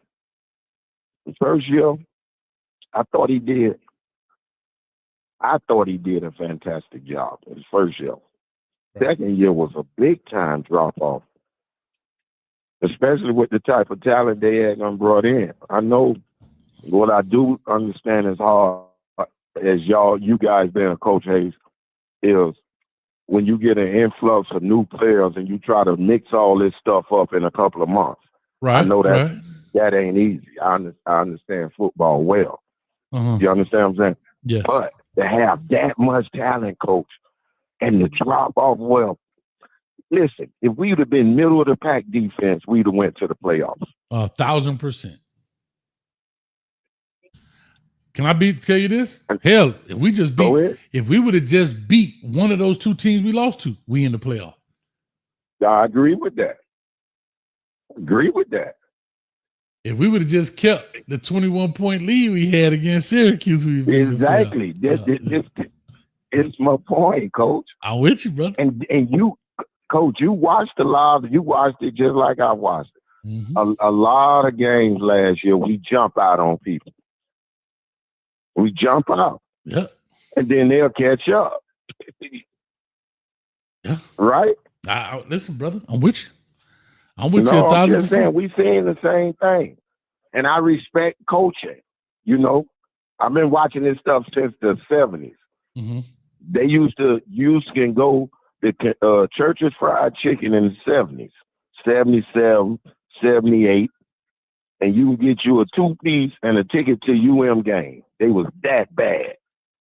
Damn, bro, I was born in 77. Damn. I'm just telling you what it was. I'm almost 60. Listen, fam, you used to come down here and whoop us in the 70s. Rudy Hubbard, them, when they went on, y'all knew, if anybody know about Rudy Hubbard, fam, you had won like 40-something straight games. They was like at least 2 times. If it wasn't 40, it was in the 30s, but they were 2 times Black College national champ. They were bad. They come down here and whoop you in. Yeah. So I'm going to see the growth. All I'm saying is I'm diehard UM, but listen, man, we built the legacy of UM through the 80s and on to the greatness what everybody know through our defense. Mm-hmm. Hell of offensive players, but defense carried all those championships. I'm with you, though. I'm with you, man, too. You know what I'm saying? I'm with you. And I'm going to say this, and I'm going to let you go because I talk your head off talking about UM. Listen. Okay. The best UM team, I know 01 was bad. And they had all those draft picks, Coach. Mm-hmm. But that team that lost to Penn State, for real, that was our best team. It was gangster like that? That defense there ain't give up about 7-8 points all year. That's it? A game. No. Go look it up. I'm going to go look that up. Dominant. We was talking to Doodoo emoji back then. I'm talking about the fans, me, you, I'm talking about the city. Mm-hmm. We didn't have to play Penn State, man. Mm. Back then, you know how it go. We was independent. If we win, we'll go to the Orange Bowl like we always go. You understand what I'm saying? Mm-hmm. But we were very arrogant back then. Mm. Very arrogant. We told them we'll whoop whoever, y'all line them up. And they went out the way. I'm talking about the NCAA told us, no, y'all want to make this a separate game. What I mean is for the national championship. That's when they went to putting on the national championship on a separate day. All those bowl games used to come on the same day. Rose Bowl, all of them used to be on the same day. UM started that too. But you get showcased. You get me excited. UM told them, yeah, we'll play them in the Fiesta Bowl. We ain't have to play them. And we went and played them. Vinny Testaverde jacked that game off with about 5-6 turnovers. That boy had 5 picks. And they beat us 14-10. Damn. 5 interceptions. Come on, man. Damn. We gave up 6 turnovers and they beat us 14-10. And we was going to drive at the end of the game and he turned the ball over again. To the Nittany Lions. We was finna win the game at the end. He turned the game. Listen, man, you want to see a dominant team, check out that team now. That season and that team. Dominant. I'm going to go get on YouTube right now. Damn, Vinny Testaverde. Dominant. And big fan, first time caller, but I've been watching you and Caneville Screed over for a long time. For years. I appreciate you, dog. I just watched. Well, guess what, I seen when I was just watching you and your man. And you said, ain't nobody on the phone. I say, shit, let me call it. There it is. Well, guess what? Don't be a stranger, dog. Call on in every time. I love to talk ball. No. But be good and keep doing what you're doing. Like I say, I follow you. You know what I'm saying? Good football. You good football talk, coach. Appreciate you, brother. Thank you, man. Yes, sir. All right, man. Shout out to my man in the building, too. From the crib. All right. I'm gonna take the phone line off. I'm gonna lock this thing out. We got 2 callers in here. Has been I'm about to get up off this thing, hour and a half. All right, I got 0407. Then I'm gonna close this thing out with the member up in there, DP Daryl Page. I know he's gonna bring that fire. Plus, I gotta give him. I gotta say something to old DP anyway. 0407, call and talk to us. Give us your name. What's your thoughts? What's that, Coach? This D from Jacksonville. Oh, this D from Jacksonville? Yeah, D from Jacksonville. Man, hit me with a Duval one time. Just hit me with a Duval one time. No, I told you before, Coach. I don't. That Duval is that Klansman, so I don't see why we shouted. But my bad. No, you all right. I was on last week with you in Street, and I got hung up on when I asked about what's the difference between the similarities with Bobby Washington and that boy who we got from Onward this year. Kellen Wiley. But I got with the defense last year, right? Mm-hmm. It's a couple of things I noticed. I remember I was watching I think it was Kane Sport, one of them on YouTube short. And it was after the Virginia Tech game. They were showing the coaches waiting to hear the announcement from the Hail Mary. And then you see, what's the linebacker's coach name was from last year? You see him go up to Guidry, apologize. Nicholson? I think his name Nicholson. Yeah, Nicholson. You see him going up to coach Guidry, apologize. And I guess they were arguing about which call to make. Okay. And right then it showed me there. I'm like, that's what's wrong with the defense. Because if I ain't mistaken, when he last year he was co-defensive coordinator, right? I don't think when he first came in, because he wasn't ever 2 years. I don't think, I'm not for sure, but I don't think his first year he was co-defensive coordinator. Talking about Guidry? No, Nicholson. No, he wasn't. They probably put him over like run game or pass something, but no, he wasn't a coordinator. That's right. But they had him as, but they were saying, I was listening to Mario do last year do press conferences, and they was in springtime they were saying that they were going, Guidry was the one calling the plays, but him and D Nick were going to be, hand in hand with the mastermind behind the defense. Okay. So I remember thinking like that's gotta be what happened. Because that was night and day. And I know we had a couple of NFL players on the back end, and you know what I mean, from the defense from 23, and you know it was a major difference. But to go from that to that, like that was terrible. So I was wondering, like, do you think that'll play a factor in like the communication part? Because they weren't, because the players couldn't even communicate. It looked like the coaches wasn't able to communicate either. Yeah, that may have been a very big problem, right? As they say, too many chefs in the kitchen. If everybody's barking orders, who do you listen to, right? It's kind of like at those police stops, right? You see put your hands up, stay in the car, get out the car. Yeah. Put your hands down, put your hands up, don't move, turn around. So the man, like he playing Simon Says, I don't know what to do because everybody's barking orders. So that's why they call it a leader, not leaders. Right? A leader, singular. There's one person that's speaking, one person giving orders, one person. Now, you may come up with a plan as a unit, but there's only one person giving orders. And I think that could have been a problem, you know? And if you're not on the same page, then there's the issue. It sure looked like it. And then the other thing I noticed they did too, they took a lot of like Mesidor and Harris, like they took players and they put them out of position. Say they would have been a B, like Mesidor would have probably been a A- B+ player at the end, but then they move him inside, make him a C player at best. They take Harris and move him to safety from corner, from which he should have been, in my opinion, playing nickel, which he probably would have been a B, maybe a C, but a B nickel, and made him a L safety. You see what I'm saying? Like it's like they was experimenting the whole year. I think sometimes you get caught up with depth, right? Guys get hurt, people didn't play like they're supposed to. You got to shift guys around, you know, and there's a problem. Yeah, so. but this year I just can't see the defense being that bad.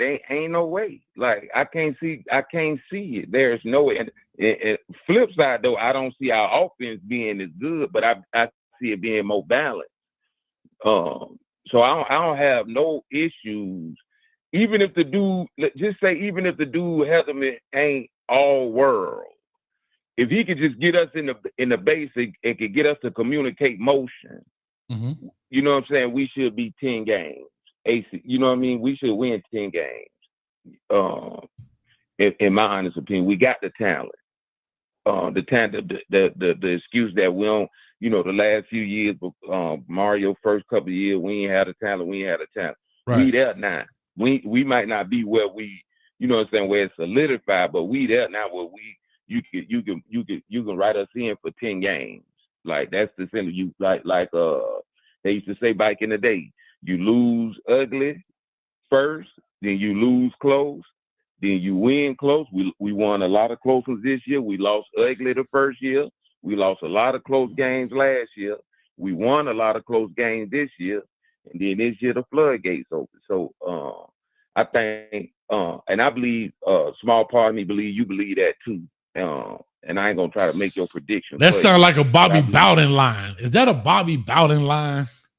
I done heard Florida State people say it, like when Willie first got there. I done heard people say that, but that's you hear that from middle school on up, high school. You know what I mean? Like because it's natural. It's football. You know what I mean? Like with NFL, it's through all levels of football. When you got yourself something good and you build in something. Of course, it don't happen for teams who ain't got no real program. You got to have a program. You know what I mean? Somebody who's set in stone, a good coach, a good foundation, good culture. Because you already know how it goes. Especially when Mario got here, you got some bad apples. Jokers don't know how to work, want to be given something, don't want to earn nothing. You're gonna take some Middle Tennessee games on the head, on the chin, rather. You know what I mean? But then when you get to Cam Kitchens, to James Williams. When boys say, I want to, you know what I'm saying, dig deep, you know what I'm saying, I want to do something. Not only want to make it to the NFL, I want to put the city on. boom. You know what I mean? You know what I'm Gotcha. saying? The talent that they got around them ain't, you know what I'm saying, ain't where it needs to be. So, you know what I'm saying, they play hard. Because Gotcha. remember you said it too last year, like What I say? that they play hard. You I remember you said this after one game, you were like, one thing we can't doubt, V12 said it. One thing we can't doubt is, well, they play to the whistle now. They don't quit. That's like they fair. did last year. That is fair. That is fair. DP, I'm coming, baby. No, that's fair. No, that is 100% accurate. I did say that. I believe my dog 12 said that too. Yep, that's 100% accurate. Yeah.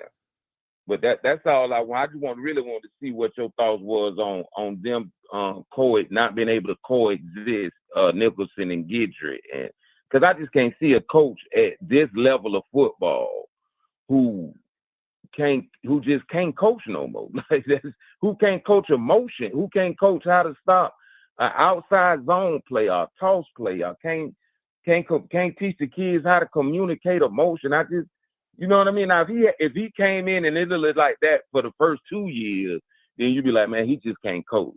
But that ain't, you know what I mean? It's just, something was off with it. And I think it was Mario trying to appease Nicholson with giving him more say-so, you know what I mean, in the defense and the backside.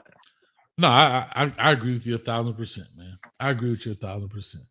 Bro, let me push on. I got Daryl Page in the back, man. Thank you, man, for calling back in, brother. 10-4, bro. For sure. All right, I got my man Daryl Page coming to the stage. My bad. I probably shouldn't have said that, DP. Sound like cinnamon. Maximus Mac say, open the phone line back up. You trying to call in, Maximus Mac? If you trying to call in, put a thumbs up. I don't think you've ever called in, Maximus Mac. I got a pretty good memory. But let me get DP. He was supposed to be the last caller, but if you put a thumbs up, I will open it back for you, Maximus Mac. DP in the building. What's up with you, baby? What it do, coach, man? What's happening, baby? Ain't nothing much, man. Chilling, man. What's up with you, dog. man? I see you dropping them videos off in there. What's up with you, man? Yeah, man. You know, I'm doing a little 1-2. I took a little break because, you know, the off season, I ain't dropped nothing in a second, but I'm going to get back to it when things pick back up. But I got a question, though, for you, coach, man. I know you say you don't know how much things looking right now as far as the football team, but I feel like I got a question that you might be able to answer.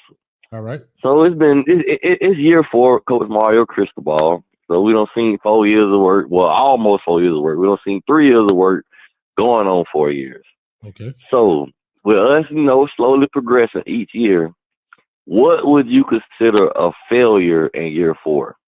Not going to the ACC championship based on the schedule that we're playing, the talent that we've brought in, the talent that we've kept, and the coaching staff, especially offensively, has not been together. I don't know what it is, but ACC championship or bust this year, dog. Come on, bro. And that's interesting. And I agree with you. Yeah. But I want to say this, because I want to say this. So say if we win 11 games, but we still don't make the ACC championship. Failure. But mind you, 11 games. The conference has been unlocked. At 20 plus years, and we have double-digit back-to-back winning seasons at 20 plus years. I don't care. I don't care about that. Yeah, you don't care. I'd rather go 9-3 and be in the ACC championship instead of going 11-1 and being on the couch. The goal. So here's the goal. So I don't think there's a coach in America. A coach. I'm not talking about a fan base. I don't believe there's a coach in America that makes the number of wins a goal priority. There is no coach in America, when you look up his goal chart, right, that they say, we got to win 10 games. We got to win 8 games. We got to go undefeated. The goal is, right, for example, let's just even take it to high school, then I'll work up to college and the NFL. The goal in high school is to win your district. That's the very first thing. It don't say go 10-0. It says win your district. You could actually be 4-6 in high school, but the 4 games you won were your district opponents, and you could be ranked number 1 in your district. You're the number 1 seed in the playoffs. Nah, Crazy. it don't But sound it's like true. you're gonna. It don't sound like you're gonna do great. But the goal is win your district. Then the next goal is win the first game in the playoffs. The next one is win the second game, the third game, the fourth game. These are your goals that you're setting. You know, goal setting, the short-term goals that lead to one big. Nobody except fans care about the number of wins. That's the only argument you can have for failure. That's the only positive in not succeeding with your goals. We didn't go to the playoffs, but we won 10 games. Just hear what I'm saying here, brother. Only fans talk about the number of wins. I don't think there's a coach from Southwest Missouri State to Ohio State who has a number of wins as a goal. Because guess what? Ohio State won a natty. They didn't go undefeated. They ain't so didn't. Notre Dame was in it, and they lost to NIU. So the coaching cliche of when they lose that game, like, for example, when Notre Dame, here's a perfect example. When Notre Dame lost that game to NIU, Northern Illinois. Even though it sounds crazy, but when Marcus Freeman says, we still have all of our goals in front of us, he wasn't lying. He wasn't lying. It sucks that's the college football. I don't feel like it really sucks. It gives people more of a chance, because if this was last year or 2 years ago, Ohio State wouldn't be able to play in the natty because they lost to Michigan. Agreed. And you think about it, they lost one game. Ohio State lost two and wasn't even the conference champions. Am I right? Right. Yeah, they didn't even play. Neither team in the natty was a conference champion. Notre Dame in the conference by themselves. Yeah, you know. They're in the LC, the losers conference. But anyway, I'm just teasing. But I'm just saying. So when coaches plan out their goals and try to present these to their teams, they don't. I hope that's you. I'm going to lock you, Max. The conference has been locked. They don't. You say what? No, I think that's Maximus Mac just called me out. Lock it. Okay. I don't believe that they. For example, one of your goals is to win the conference championship, because you knew if you won the conference championship, you had an automatic bid to the playoffs. However, you didn't, so now your goals change. Here's a perfect example. Miami. Here's a perfect example. Miami wants to get into the conference championship. What does that mean? Win all of your conference games. That gets you to the conference championship. I don't think Miami have ever done that. Won all their conference game ever. It didn't kick you out. It didn't kick you out, Maximus Matt. You 1654. If you 1654, you in here. Yeah, I don't think we ever won a conference game. But what I do want to say about the team this year, though, man, going to this season, the roster we got a lot of depth in a lot of key positions, mainly on the offensive line and defensive line, man. Okay. I'm liking the size. I'm liking the different body types. I'm liking the range. We got a lot of bodies, man. We got a good problem, man. Got a lot of choices to put out there on that field. And I'm really interested to see the jump that this defensive line can make with Coach D. Lou. Because I was impressed, you feel me, how him and Coach Warren Sapp had Colorado defensive line looking from the year before. Mm-hmm. It was like night and day. Mm-hmm. I agree. So I feel like the talent better, Coach. We're going to find out. We're going to find out real quick and real fast. So I'm excited to see it, man. I'm excited to see it. Man, I got 1654. I think that's Maximus Mack in the building. I'm going to say I opened it for him to call in, but I'm going to see. But, man, let me get rocking, man. Let the people know where they can find you, man, what's going on. And we'll definitely get this thing rocking. All right, man. You come show me love at Talking Sports with DP, man. Come like, share, and subscribe, man. And thank you always, Coach. Anytime, brother, man. Y'all go check out my man DP. That's Talking Sports with Daryl Page off in there. All right. Yes, sir. All right. For sure. All right, let me take 1654 on the line. I guess it's Maximus Matt. Maximus Matt, what's up, baby? What up, Coach? What's going on? This Maximus? Nah, this Opalaka 74, man. This is a home team, man, that's up here in Orlando with you. Oh man, all right. Well, we got Opalaki in the building, home team, Maximum. Oh, he said kick me out, coach. Hey, all right, so talk to me. Man, What's up with you?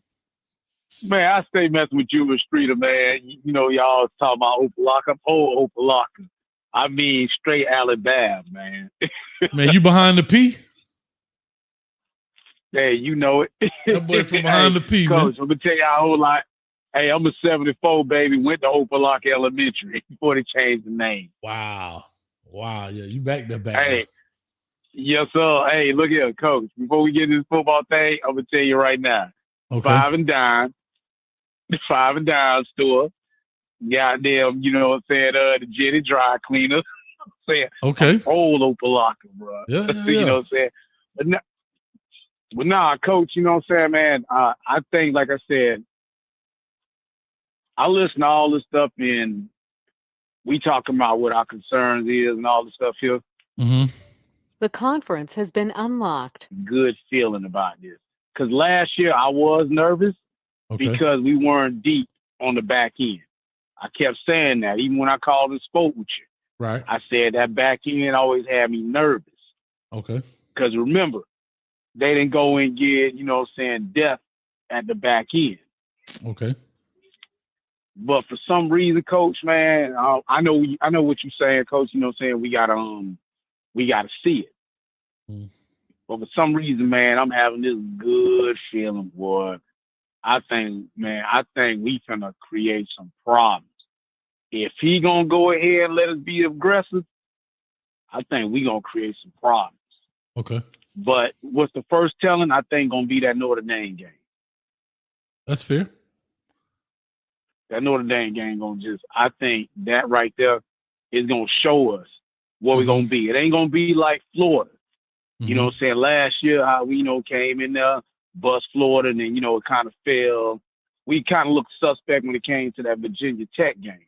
Right. But, the defense, Father, we struggled on that containing the edge every time. We had that issue when we played North Carolina, you know what I'm saying, when we had Manny Diaz. It was always that edge. When North Carolina ran for about 1,000 yards on us on that one game, I'm pretty sure you remember that. Yeah, them two running back had like 500 and some yards. Yeah, I remember. Yeah, you know what I'm saying? We've been struggling, you know what I'm saying, to contain that edge. You know what I'm saying? But I think this year, all that's going to come to a cease. Coach, I got a question. All right, talk to me. What is your main concern? What is your main concern on defense and offense? All right, so defense is, I hate to say this, but to your point, the edge. We give up the edge. Like we don't have no edge control. We need to get an NIL deal for edge control. Huh? That's what we need. For real. Straight up. We need an NIL deal for edge control because we give up that. Listen, we got no borders. People just coming in and out. You know what I'm saying? For real, man. We need a border czar. That's what we need a border czar. Second is offensively, like I said, my concern is the continuity of the quarterback receivers. Will we catch footballs? Of course. But I'm talking about because I don't see us having any real experience in the receiver room. Not saying they're not good players. I'm not saying they don't have a gang of potential and a gang of talent. I'm talking about the Restrepo type experience where this guy has been there 3 years, 4 years. You get what I'm saying? Been in all these different scenarios. Now, Carson Beck has been in these scenarios, right? Yeah. However, he's looked good for him last year. Yeah, but he's walking in with the guys from the receiving room with a lot of inexperience. Yeah. Right? Yeah, JoJo Trader played. I get it. But we're talking about playing. Ray had some time out there. But we're talking about playing. Chance Robinson didn't play. Elijah Lofton, he played, but we could call it sparingly. You see what I'm saying? So It'll be I very understand interesting. It'll be exactly. very interesting. Because I know a lot of people, you know what I'm saying, they got a lot of faith in our young receiving core. I I be do on too. all this, you know what I'm saying. I got faith in them. Villains, I be on streeters. Yeah. Everybody's sitting up here, coach, you know what I'm saying, they got faith in the young boys, but I understand what you're saying. We haven't, like you always throw up, you said, but we haven't seen the tape. Right. You know, everybody going off, you know, the one game where, you know what I'm saying, bowl game that we lost when JoJo showed out. You know what I'm saying? Correct. But like you said, you know, we ain't got a bunch of them that show anything yet. Yeah, we got some promising players, but we really don't have nothing we can be like, okay, we know like you said, like X. We knew X was gonna be X. We like, okay, Correct. we know X gonna catch this. We know X gonna run these routes. Correct. We knew, you know what I'm saying, as long as George go ahead and don't, you know what I'm saying, don't blow a lid, we know he's a smooth route runner and he gonna catch the ball. Because remember, a couple of years ago, that was our biggest problem with Wiggins, Hightower, whatever his name is. They couldn't catch the ball to save their doggone life. The inconsistency. And so that's what we had, right? Even though Cam Ward was a new quarterback, he was an experienced guy coming in with experienced receiving core. Now we got an experienced quarterback with an inexperienced receiving core, but does not mean that they're not talented. Doesn't mean they won't show up and show out. We just don't know yet. Like you said, we know what number 7 was going to do. We know he going to get the first down. He going to get the hard yard. He going to sacrifice him. Like we can say that with 100% certainty about him. Like you said, long as doggone Jacoby George kept his doggone lid tight, we know what he was going to do. We know what Arroyo was going to do, long as he stayed healthy. Right now, we don't have a body of work, a consistent body of work to truly have a true analysis on what these guys are going to do. Not saying that, again, not saying they won't be great. They're going to do fine. Yeah, I understand but what we you're don't saying. know. Fact. Yeah. Mm-hmm. That's all. Yeah, fact. They're like right now. Yeah, like here's a perfect example. We know what Mark Fletcher is. We know what Jordan Lyle is. We've seen them do enough, but we don't know what Pringle is. We know what he could do, but we don't know what Pringle is, right? But we know who Mark Fletcher is.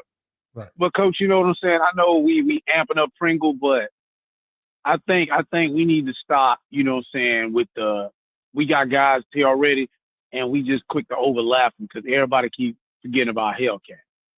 Of course. We don't know what Hellcat gonna do. We ain't seen him.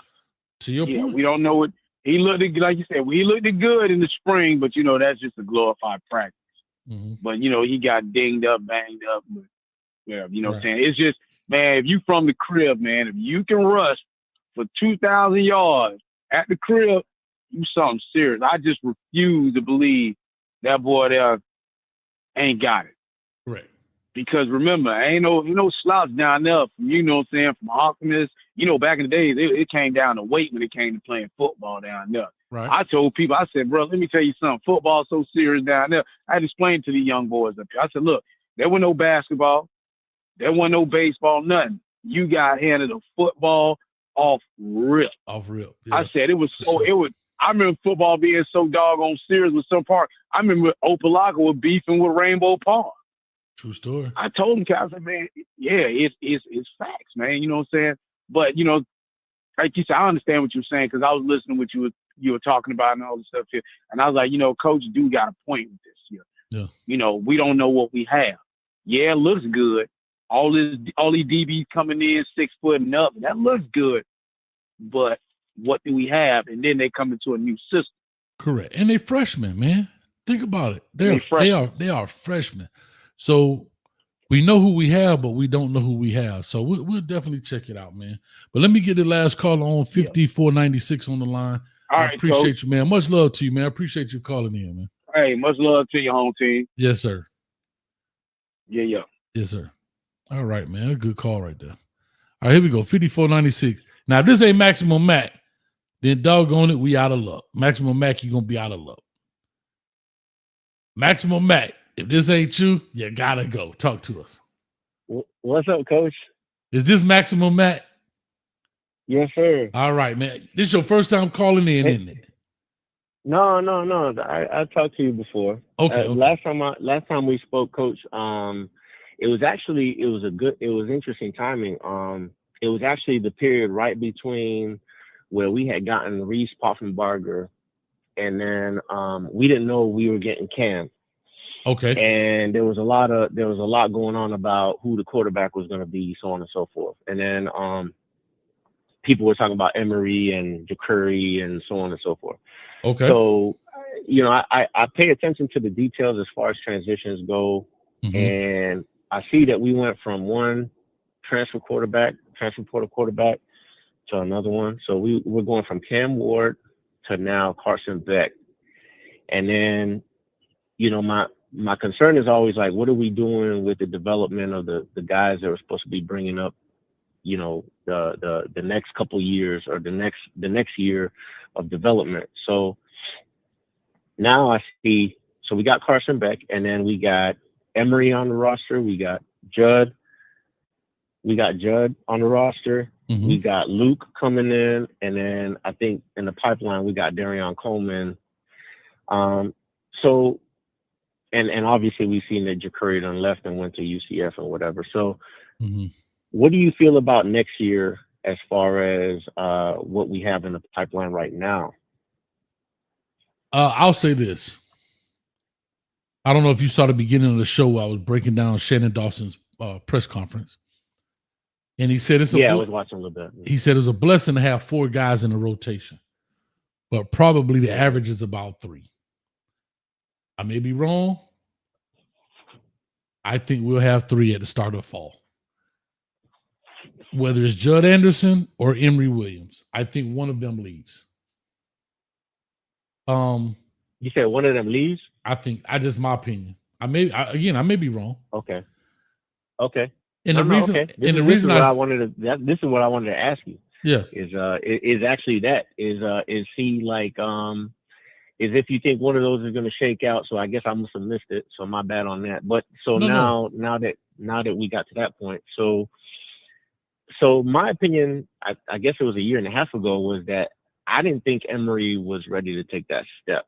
I like Emory. I like how he plays. I love that he plays with a chip on his shoulder, but I didn't know if he was going to be able to hold off all of the other dogs coming in like Luke and Judd and Coleman and whoever else is going to be available in the transfer portal in the years to come. And just from a transitional perspective, like there's other positions like defensive tackle. Like defensive tackle is a glaring hole transitionally, because we're going from having all these seniors, upperclassmen, to having, a lot of new guys we haven't really seen before play at great lengths. Linebacker, like going from Kiko to a lot of people are thinking like, oh, you just give the keys from Kiko, give it to Poco. Like, okay, hold on a second. It don't really work like that. Don't work like that. So yeah, like I mean it does, but it doesn't. You know what I mean? Like, no, the keys. He's gonna just right. I was gonna say the keys. Ahead, I'm sorry. No, you good. The keys do literally change hands, but it don't mean you're gonna have the same driver, if that makes sense. Right. Mm-hmm. Right. So do you have any concerns as far as, I know it's early, like I heard you talking earlier to Shy and some of the other folks talking about it's too early to tell. But as far as the transitions, like I guess what is your biggest like gray area that you're kind of like, well, I know I don't know it all, but right now this is the one thing that I'm like, I'm really, really not sure about how that's gonna play out. Like I said, defensively, all new coaches except Jason Taylor. Cool. Mm-hmm. I know this is a broad, but it's hard for me to say, oh, the linebacker or the D-line I don't know. So what my concern is, what is the philosophy and the scheme of our defense as a whole? That's the biggest thing. Once I can understand or maybe see those things, then I can say, okay, based on this scheme, this is where your strength needs to be. Based on this scheme, this is where the strength needs to be. I don't know the scheme yet, so I can't say. You get where I'm coming from? Like, I got you, Coach. If you run scheme A, then this section needs to be the stronger point, which all sections got to be tightened up. But this is the heart and soul of your defense. But if you run scheme B, then this needs to be the heart and soul. And right now with Coach Heatherman, I don't know what he's going to run. Yeah, I saw his footage from Minnesota, but I don't know. Does he have more in his bag? I don't know. Is he go in there? Does he sit down with some of these guys? Does he sit down with a Jason Taylor and say, hey, what do you like up front? Okay. What do you like on the back end? What do you like here? So it's very interesting. And I don't like to put the cart before the horse. Now, could I come up here and lie to you and be like, yeah, well, Coach Heatherman, he's going to come in, he's going to do this. I mean, I don't know what the hell that man going to run. I have no clue. Right. And I don't claim to know. I don't call people at UM and like get the inside scoop. Oh yeah, they running. I don't, I'm in Orlando, so I'm not in practice. Right. So I can only go off of like what people say. You're a fan like we are. I got you, Coach. I'm just a fan that got some coaching experience, right? Really. From a transitional perspective, though, like the reason why it's important, man, is like we watched our little sisters, man. They went from losing crazy historically bad to Georgia to thinking they was going to have a decent year the next year by just plugging and playing DJU and a bunch of parts, and then they just pooped the bed. So that's what I'm saying. Like transitionally speaking, I know we're not them and they're not us, but that's why the thought of just we'll just put this guy here and put that guy there, and then boom, like now we're working magic. And it's like no, it don't work like that. Chemistry is a real thing. Yeah, but here's the biggest difference between. But I'm sorry. You're good, man. Here's the biggest difference between us and Little Sister, as you call. I like that. You know what the biggest difference between us and Little Sister when it comes to plug and play? Why do you think Florida State was so bad? Chemistry and I think chemistry. To be honest, O-line was god awful. Their offensive line was god awful. Their defense wasn't bad. Go back and I've done this before on shows. Go look at their losses. They don't have huge losses. Yeah. They losing by a touchdown. Their offensive line, they couldn't produce any offense. Their offensive line was horrendous, right? But the difference for us is our offensive line is not horrendous by no stretch. Might probably the top in the ACC, probably within the top 5 or so in college football. So that is what really is a big plus. Now, DJU can't throw the ball on his back, and he definitely can't throw the ball with a 300-pound dude coming up under his chin, and he's not a player. Can he throw a football? I've heard this 100 times. DJU got the prettiest football when he throws it, long as there's no pressure. Long as there's no pressure. And for those of us who watch film, man, like he just was not completing passes at a high clip. Like I don't understand how. Well, then again, Jordan Travis was, he was a good player, very good football player, not only just a quarterback. Got to give credit where credit is due, but to think that DJU was just going to come in and do what he did, and just start, completing passes higher than he was before, it just was not realistic. So I'm like, man, that was a bad recipe from the get-go. So I'm not saying that's us. I think Carson is I like the fact that we got Carson. I think Carson is a good transitional quarterback for sure. He's got a lot to prove, and he's got a good place where he can actually prove it with some good tools. We got JoJo, we got Ray, we got, what's the 6'5" dude? Somebody gonna say it in the chat. Josh something, I think. Oh, man, Moore. We Josh got Moore, the receiver? Yeah, Josh Moore. We got Lyle. We got Fletch. We got Lofton. We got pieces. So that's all good. But I'm always thinking about, hey, what's next in the pipeline? And that's where I'm like, okay, well, I'll tell you what, when I saw that bowl game, I was like, man, I didn't like what I saw. Like I know Cam did what he had to do, and then when I seen the disparity between him and Emory, I was like, uh-oh. And I'll just say this, and I'll say this to you, Maximus. This is Coach Hayes' personal opinion. Maybe wrong as the day is long, haven't spoken to anybody in the organization or the program at the University of Miami. I think the writing is on the wall for Emory Williams. I thought so too, because I'm like, yo, Luke is coming. Luke has been coming for like 2 years. Pause. Like, everybody knew Luke was on his way. You know what I'm saying? Like, Luke has been the guy on campus for like 3 years before he got here. Everybody knew about Luke. Yeah, but so I'll just say this too. And now that he's coming, I'm like, how is Emory supposed to hold this guy off? You know, he's not going to beat out Carson. We know Carson's here to start. Okay, he's going to do 1 year. So now we got to go through a camp, and Luke is going to have a whole year camp, a whole year of camp, and then be able to compete. And they're going to be begging for him to play. And that's where I'm kind of like, man, like, you know, maybe Emory might be the one that slips through, or maybe Judd, like you said. But anyway, Coach, I was thinking about that, the transitional pieces, the secondary. I was thinking about the defensive tackles, the middle linebacker position specifically. Okay. Just those pieces, because I feel like we have a really good core. I think Shar was mentioning earlier about our talent. Our talent is we're getting cream of the crop. We just got to put it on the field and hold the talent. Mm-hmm. And anyway, that's it, man. I just wanted to call in. It had been a while since I talked to you, Coach, and I love your insight, love your show. Appreciate it, man. You're the number one thing on YouTube, Coach. I appreciate it, man. I appreciate you always being in the chat. I see you all the time, man. So I thank you, man. I really appreciate that, bro. Great conversation. Great conversation. I love it. See? All right, Coach. Yes, sir. See, this is why I love my Kane show. I know I got to do other shows because, Coach, see, this is what other fan bases don't get by these Canes. We can come in here, we can agree, we can disagree, we can agree to disagree, we can learn from one another, have great conversations about the game, and we got to talk about foolishness. Damn it, I'm going to put that on the shirt.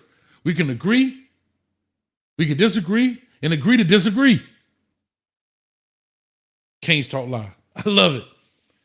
Agree, disagree, agree to disagree. Canes Talk Live. I love it. But these are the things I'm talking about. Great conversations, football conversations that get you to think. People that get it, they understand it. They're open to listening to a different perspective, including myself. I don't know everything. It's awesome.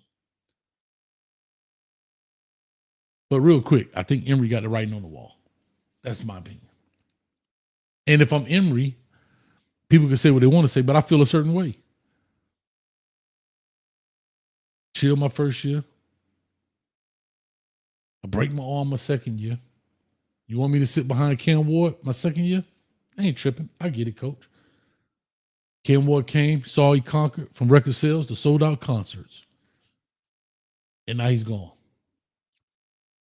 Baby, it's my time. You going to get who? Who? Carson Beck. But Coach, this is my third year. I'm ready to go, baby. So wait a minute. I was good enough for you to bench Tyler Van Dyke to put me in against some of the toughest competition in Clemson and Florida State. Mind you, I broke my arm against Florida State. Cool. Year 2. Hey, Emory, listen, baby. We got a guy named Cam Ward. I think it really helped us win. You know what, Coach? You're right. I understand. I'm with you, Coach. Let's go, Canes. I'm with you. No problem, Coach. I can learn from that guy, too. You know what I mean? Let's do it. Year 3. All right, it's the Emory Williams show, baby. I got Judd Anderson. Yeah, I know I got a young Luke Nickel coming behind me. He a freshman, right? Cool, no pressure. I'm the big dog on campus right now. Dun-dun-dun, dun-dun-dun. Carson Beck leaving University of Georgia. Going where? Miami. Damn, I must have missed that text. Hey, Coach Shannon. Uh-huh. Yeah. How I'm just finding out y'all bringing this dude up in this joint, and it's my turn, right? That what y'all told me? Huh? Just keep banking reps, right? Isn't that what you told me, coach? Just keep banking reps. Be consistent. Be loyal. Isn't that what y'all told me? Be loyal. Y'all, okay. Who? Hold up. The dude y'all just brought in can't even play in the spring because he got to have elbow surgery? I'm loyal, coach. I'll be your man for the spring. Yeah, but you know we paid $11 million for that cat. So just hear me out, Emory. You know he got to start, right? Because I'm just saying how this works. So you're going to be the man till about July. When July come, July back right on that bench. How about that? When July come, July right back over there on that bench. Because you ain't going to play no more.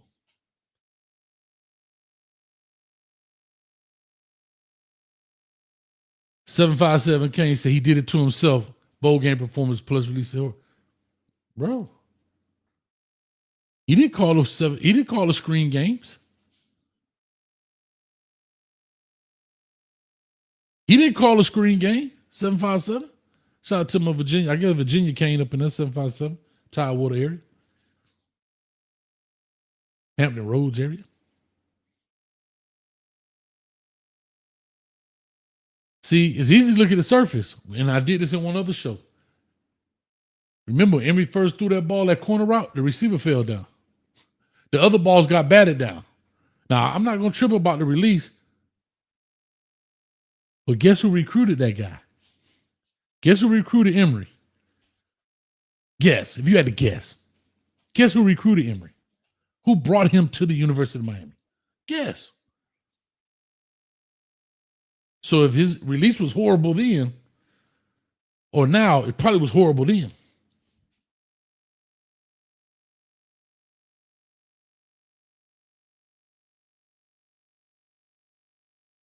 There you go. Shannon Dawson brought Emory here. So I'm saying all that to say, the writing is on the wall, I think, for the gentleman. It's kind of the same boat with the Ja'Cory Brown situation, excuse me. The writing was just on the wall, unfortunately. Just what it is. Just what it is. So, man, this has been a great show. I said I was going to sit on here for an hour and 30 minutes at the most. It's been 2 hours and 12 minutes. Oh, yeah. Next show, call in. Maximus, we'll definitely do it. We got to talk about these transitional pieces. Appreciate you, Coach. Anytime. Man, Maximus, great conversation. Everybody that called in was great. But like I said, I love hearing from new people, new callers. You know, Shy, he always say, Coach be drowning. Shy going to always call in, but I got you, Coach. Got you.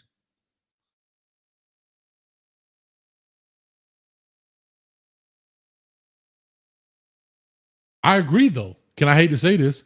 I agree with you. I don't believe Emory is a Power 5 starter. I don't believe you. I agree with you 1,000%, 757. If I'm Emory, I hate to say kind of talk against my team, but if I'm Emory, I would have transferred. I don't give a damn about y'all spring. I would have transferred, right? Peep game now. I would have transferred down to a G4 or G5, excuse me, right? Light that junk up, and maybe a P4 picks me back up. Why not? At least I'm on the field playing. He's got 3 years of eligibility left. That's what I would have done.